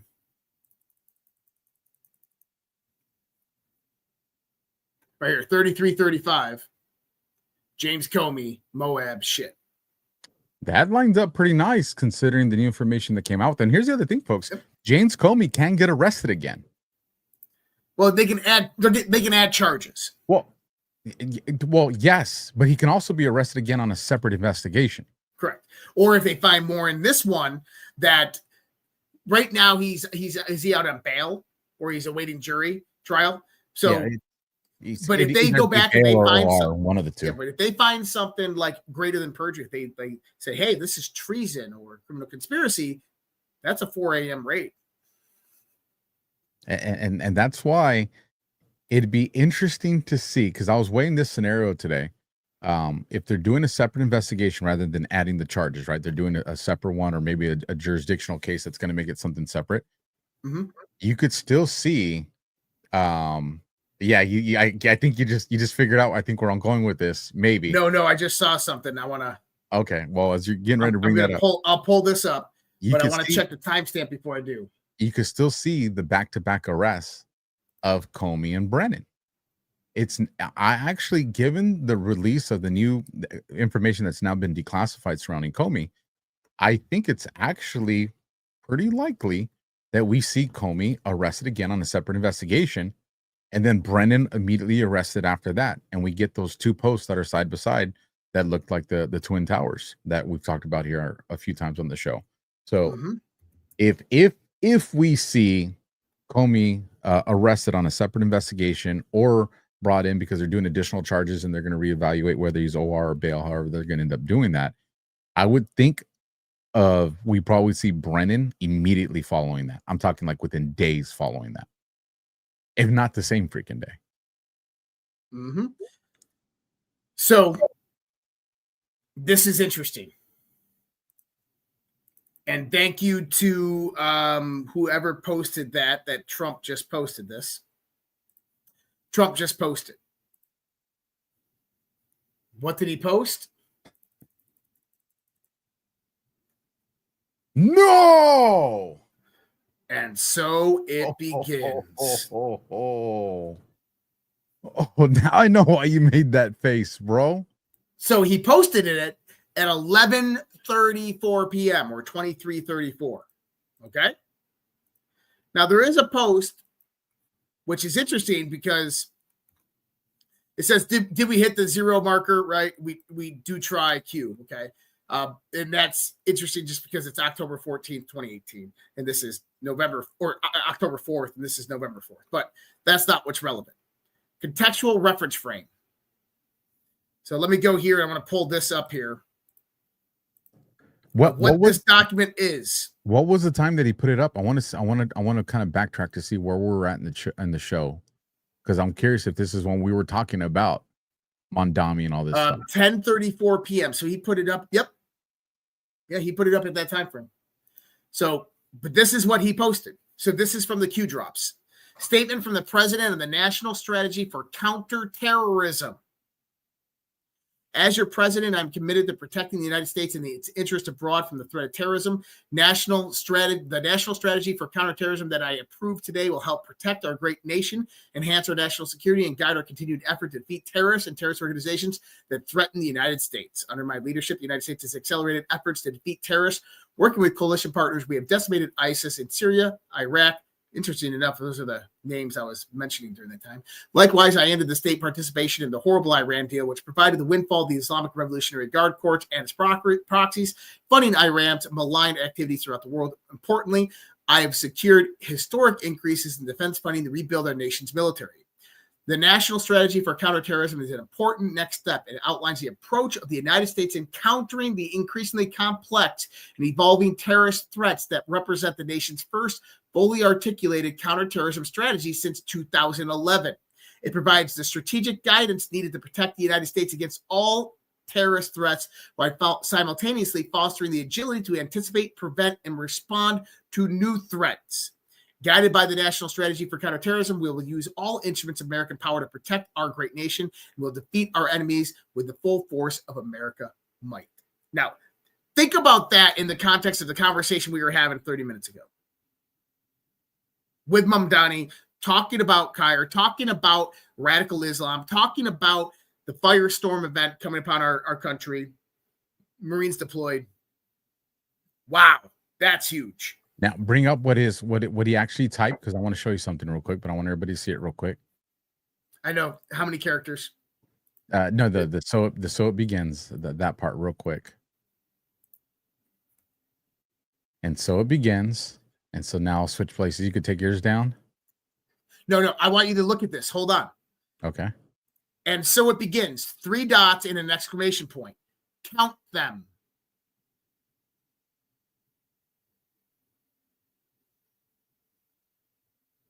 Damn, I gotta start over. Hold on, I went cross-eyed. 1, 2, 3, 4, 5, 6, 7, 8, 9, 10, 11, 12, 13, 14, 15, 16, 17.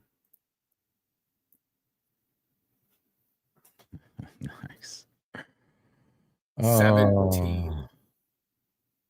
Oh, brother. Well, check this out. I got chills. Yeah, bro. I'm there with you.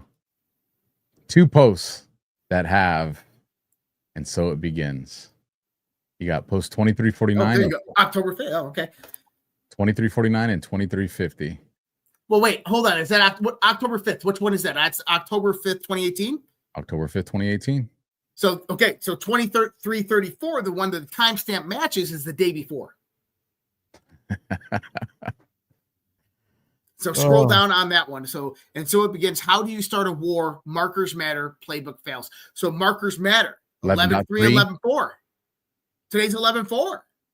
And 11-3, you just had Dick Cheney that died in that match, the dog-com that came from Lord Trump. Yep. Playbook fail. Scroll down. Let's see the rest of it. And so that obviously is Whidbey Island. And so justice, okay, for K, Huntford dropped, Y, under missile fire, Russian sub threat, Red October, double meaning exists. Okay. No, how many dots are there? That's 17. what I was about to say. Here, let's zoom in. Hold on. You bring it loud. There's 1, 2, 3, 4, 5, 6, 7, 8, 9, 10, 11, 12, 13, 14, 15, 16, 17. And how many characters did he have on the post? Bring it up, bro. Bring it up. It was 17. Bro. Oh, smokes, bro. So this is interesting. So double meaning exists. Red October, double meaning exists. Okay. So, and I can't scroll your post on that one. Oh, here, let me tell. Just tell me what. Here, let me shrink it a little bit. So, oops, it's shrinking the wrong screen. But I think it goes back to So if you scroll up, it goes up to the top post. And so how do you start a war?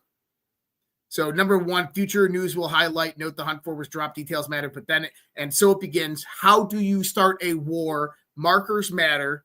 11-3, 11-4, we're on 11-4. Playbook fail. Q. Wow. That is huge. With the signature on it, bro. Yep. With Wait, what do you mean the signature? The 17 dots, bro. The 17 dots, and then he puts the dot, he starts with the dot, and so it begins. That was badass. Listen, folks, I know you want me and Josh to keep going. We want to keep going, but we're gonna get into Rumble rants because me and Josh got to get a little bit of sleep. I'm operating off of 3.5 hours right now.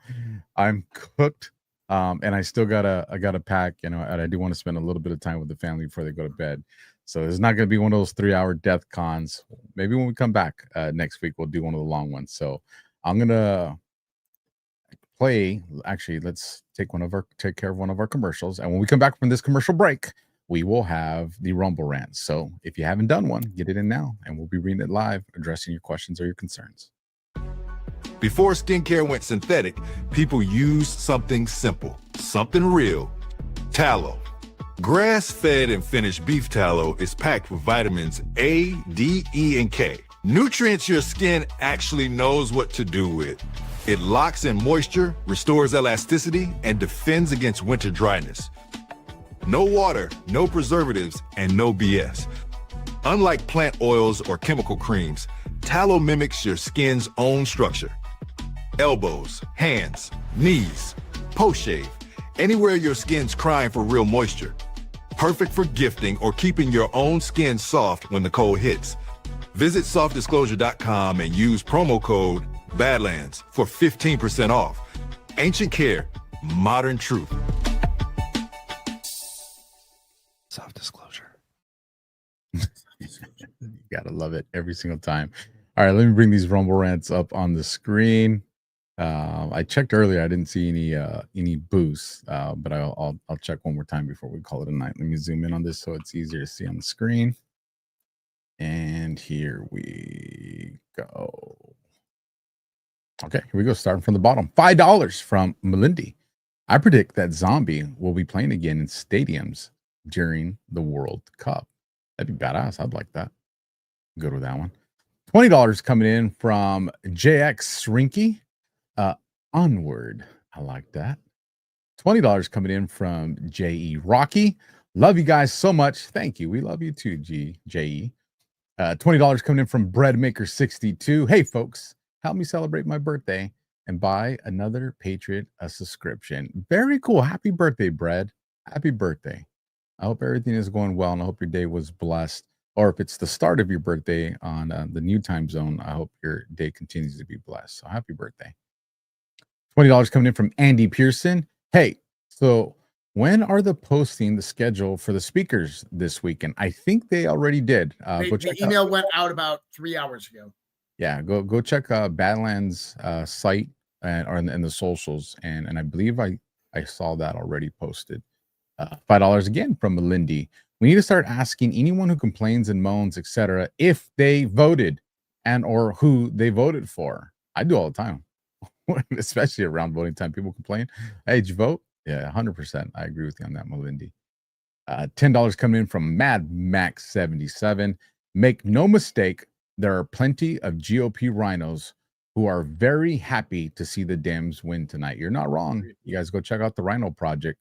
They're out there doing good business, folks. A lot of veterans on that team. Actually, we'll be having them on SITREP in the very near future, so look out for that. $10 from Lestone 69. I was sick to my stomach listening to Bannon.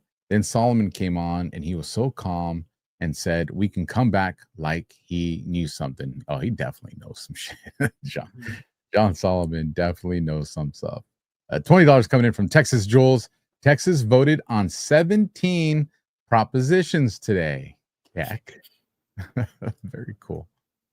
$10 from Mad Max 77 again. If voting made a difference, they wouldn't let us do it. Mark Twain. I'd never heard that one before, but dang, that's a powerful statement right there. 17 coming in from Astro Emmy. Obama settled Muslims for radical countries into the heartland cities like Minneapolis. Do they love the cold and snow? Doubt it. It is a plan. You know, I never considered the weather aspect of it, but I was talking about it on Q After Hours the other night. that definitely makes a lot of sense. They'll wait for spring. $20 coming in from Jay McLean. Why would Alex Zoros be against Zionists? I thought he was funding them. You guys are great. Love you guys. Remember, it's the optics that are play is what they're all shooting for. It's the same way the bankers and everyone else funds both sides of it. You see these fundings that take place because it all serves a higher purpose on what their model is. Multi-headed Hydra. Yep. $20 coming in from U.S. Advocate. Thanks, Alpha and Josh, and thank you for dropping that in. $10 coming in from Diagram 70. The leaked video about surrounding the White House on November 5th also mentions the Supreme Court. Tomorrow's when the Supreme Court addresses the tariffs issues. Praying nothing intimidates judges from doing what's right. Me too. And obviously Trump put out his concerns surrounding that. So we're all going to be watching that one. $10 from Trevor Parra 7. Love the show, guys. Josh, you have mentioned that you believe the Vatican has been set free from the control of the deep state. Can you share the sauce on this, please? Well, you got an American Pope. I mean, you have an American Pope. I don't care if he's out there being a lefty. Maybe that's just optics, but he's praying over ICE in the same day that ICE is raiding. He let the Knights Templar back in after 700 years. No other pope had done that before, and they even issued an apology back in early 2000s. I think that this pope is working for the good guys. I rubber stamped that one with my approval. Dollar for dollar, sleep state. Al Gore pierced his tongue because he heard George Bush had a Dick Cheney. You got me saying that was good. It was sleep state. You're gonna have me saying some shit like that on air where you know they're gonna clip it. I'm gonna get blamed for that. Gotta make it at least a $5. Dollar from Godchild. You guys, nothing but awesome. Thank you for all your hard work and thank you for the support. You guys have no idea how much me and Josh and the team appreciate it. $5 coming in from Miss Rhea, Freedom Fighter, Truth Social, and I'm thinking this is the post that we just went over. Possibly. No, that's a little bit earlier, I think. Okay, we'll copy that. Make sure to come back to that. $5 coming in from Missy Lola.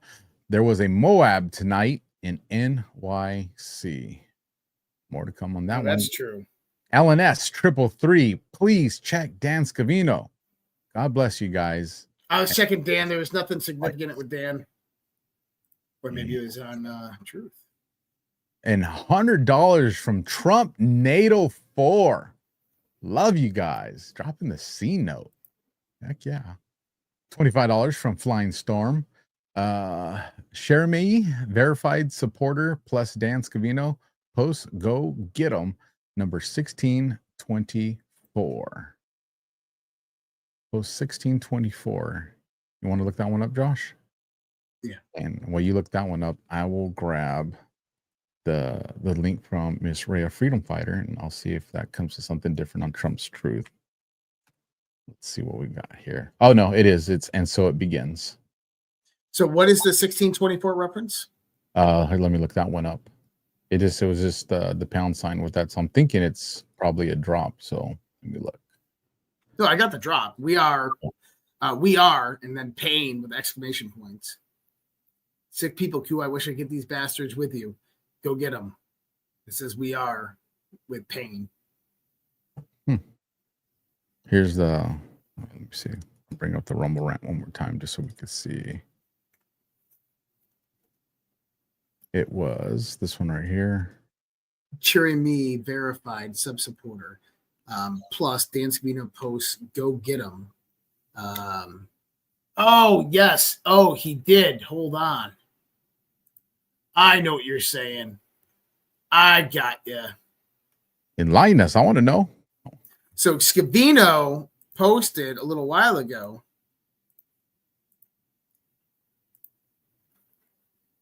talking about the Isaac Isaacman, who's now going to be the NASA head, and he posted, "Go get him." Oh, now I'm tracking. I see what you guys are talking about. He Now you can posted, see if "Go it get correlates. them," and then number one is I want to go. So he posted this at what time does that say? 9:55. So that's 10:55. So let me just look at 10:55 real quick before I bring it up. Not relevant. 22:55. That's the one I'm looking at too. September 21st. Oh, well, so Supreme Court is one of the main reasons they got elected president. I hope Republican voters are there watching. And Supreme hold Court. hold on. This is actually relevant. So, okay. So number one is you got Dan Scavino posting at 22:55. Go get him. Okay. Now this goes to, if you wanted to look at go get them on the cue boards, you go over here, and 1624 absolutely says, go get them, right? So right there, go get them. And then and then it says pain. But you got to go back to Donald Trump's post to understand what just happened. Yep. I think I know we're going with this with the word playbook. So number one is, I want to do the math this year. So 22:55 to 23:34. Okay, so that's 5. That's 39, right? Okay, so I wanted to just hold that in reference right there. Okay, so now I go in here and we go back to Donald Trump's post where he comes in and he says, and so it begins 17 letters. This is posted at 23:34. 23:34 is, hold on. I gotta pull up 23:34. You're good. Because I have something to supplement it with in case you haven't caught it, because I think it's gonna correlate as well. Okay. So that goes to 23:34 is a statement from the president and the national strategy for counterterrorism. Okay. And then when you look up the "and so it begins" posts, this goes, so this, I love this. This is amazing. Good catch, people. So this goes to 23:49. So you remember it goes to this post right here. This is the actual legitimate post, but right here. And so it begins. How do you start a war? Markers matter. Playbook fail. Now, Scavino's post was at what time? 22:55, right? Right. So tomorrow, Supreme Court, right? And this is Supreme Court is one of the main reasons I got elected president. I hope Republican voters and others are watching and studying the Democrats' playbook. Think playbook, the New York Times article, panic, clockwork, Q. And we got the confirmation that their playbook is going to fail. Yeah. Now, it's interesting, too, because it mentions New York Times article, but just think New York and tonight. Mm-hmm. That's some crazy comms right there. It's just, the synchronicity is just absolutely phenomenal. And since that bought us a little time, let me go and check. Let me reload the Badlands boost one more time, just because if somebody put something there, I don't want to miss it. And no, we're good. All right, so we're squared away on everything. So with that, we will be calling it a night. I'm beat, bro. Me too. I'm tired. I am. It's been nonstop, and it's gonna be a rough day tomorrow. I'm flying all day. Yeah. Leave early, arrive late. What time are you landing in Florida? 11 p.m. Oof, in Orlando, and then it's an hour drive to Orlando. Yeah, you're gonna. Or so then it's an hour drive to Cocoa Beach. How many stops you making? I'm flying from Minneapolis to Austin to Orlando, and then coming back the same way. All right, so just one stop. Yeah, I'm doing the same thing. One stop. We're actually coming back through Charlotte, but yeah. I think my layover's in DFW. Yeah, I'm pretty sure it's DFW. So yeah, I won't be in the air as long as you. But I'll be my flight takes off at 6 a.m. my time. So in a few hours, and then I land in Orlando. I think around 6 o'clock in the evening local time. and then it's that hour drive. Oh, I'll be checking in while you guys are at the bar. So what the hell? I'll be asleep, bro. I know, right? I'm gonna take me some ZQL. There you go. You guys are hearing me and Josh having our phone conversation live while you guys get to There you go. Is This what is typically how it goes. You guys do us a solid on the way out. Hit the thumb, hit the heart, leave a comment. Remember, the live chat is going to disappear in a few hours. Help this show get into the leaderboard because you've done it since its inception. As a matter of fact, you guys did it, and we have one coming in at the very end. Flying Storm 25. Someone posted Trump president new Torque Nix of the White House link. Huh? What happened? A Flying Storm just dropped a rumble rant. Someone posted Trump president new Torque Nix of White House link. Yeah, I'm not tracking on that one, Flying. Is it the White House X page? And it's probably meant New York Knicks. Someone posted Trump president New York Knicks. The White House link. Oh, I got it. Yeah. So 2 hours ago, the White House posted the New York Knicks logo with Trump is your president. Trump is your president. And it's the New York Knicks logo copy. Stir the pot, baby. Stir the pot. I love it. I love it. Clear Cat. Josh, keep your eyes peeled for Badlanders at those airports. Bet you see a few on the way in. Yeah, it is cool. It's definitely cool when you see Badlanders all over the place. Oh, What? Hold on. What? Wait. Trump is your president right there, 2238. You ready? Hold on, folks. We ain't done yet. We ain't done Timestamp. yet. Timestamp. Let me blow this up a little bit because I know Alpha can't see over there. You fucker. It's true. Battle station's ready. And come on, at least let us land before the shit kicks off. So I think we were spot on by saying that this was part of the plan, or at least that's what I'm getting through the comms. I concur, sir. I concur. All right. Everybody got out of their system so we're calling it a night now. Yes. All right. There we go. Looks like the crowd is there. Do us a solid, folks. Actually, you can really help us out. Me and Josh also have our own independent channels on Rumble and on YouTube. So go search out the Alpha Warrior Show. Go search out redpills.tv. And if you can follow us on the other platforms, even if you watch here, it at least helps boost us in that algorithm so we can grow that stuff. With that, you guys, good night. Semper Fi, first in, last out. Here's our GART 10 promo. You can still get them virtual tickets while you have a chance. And we'll catch you guys next Tuesday, 10:30 p.m. Eastern, 7:30 Pacific. Do the math for the ones in between. Yeah. And I'll be looking for you guys at the airports. Come say hi. I'll probably be wearing this hoodie up and down. Just look for it. There you go. If you're gonna buy me a beer, buy me some water and some Pedialyte too. and let us rest. Let us rest. All right, folks. Good night. Semper Fi. Till next time. Here on the sun-kissed shores of Cocoa Beach, where the ocean meets the horizon, the Great American Restoration Tour continues on November 6th through the 9th, 2025. Badlands Media gathers patriots like you, not just to talk, but to rebuild. From truth-telling panels to unbreakable bonds, we're restoring the soul of our nation, one conversation at a time. This is the heart of the Space Coast, where the rockets defy gravity and dreams touch the stars. Feel the thunder of innovation that powers America forward. Together, we're not just healing the past, we're blasting off into a brighter tomorrow, a future where truth prevails, families thrive, and America leads once more. Join us in Cocoa Beach. Get your seat or your virtual stream pass now at badlandsmedia.tv/events. Launch is imminent, and you don't want to miss this liftoff.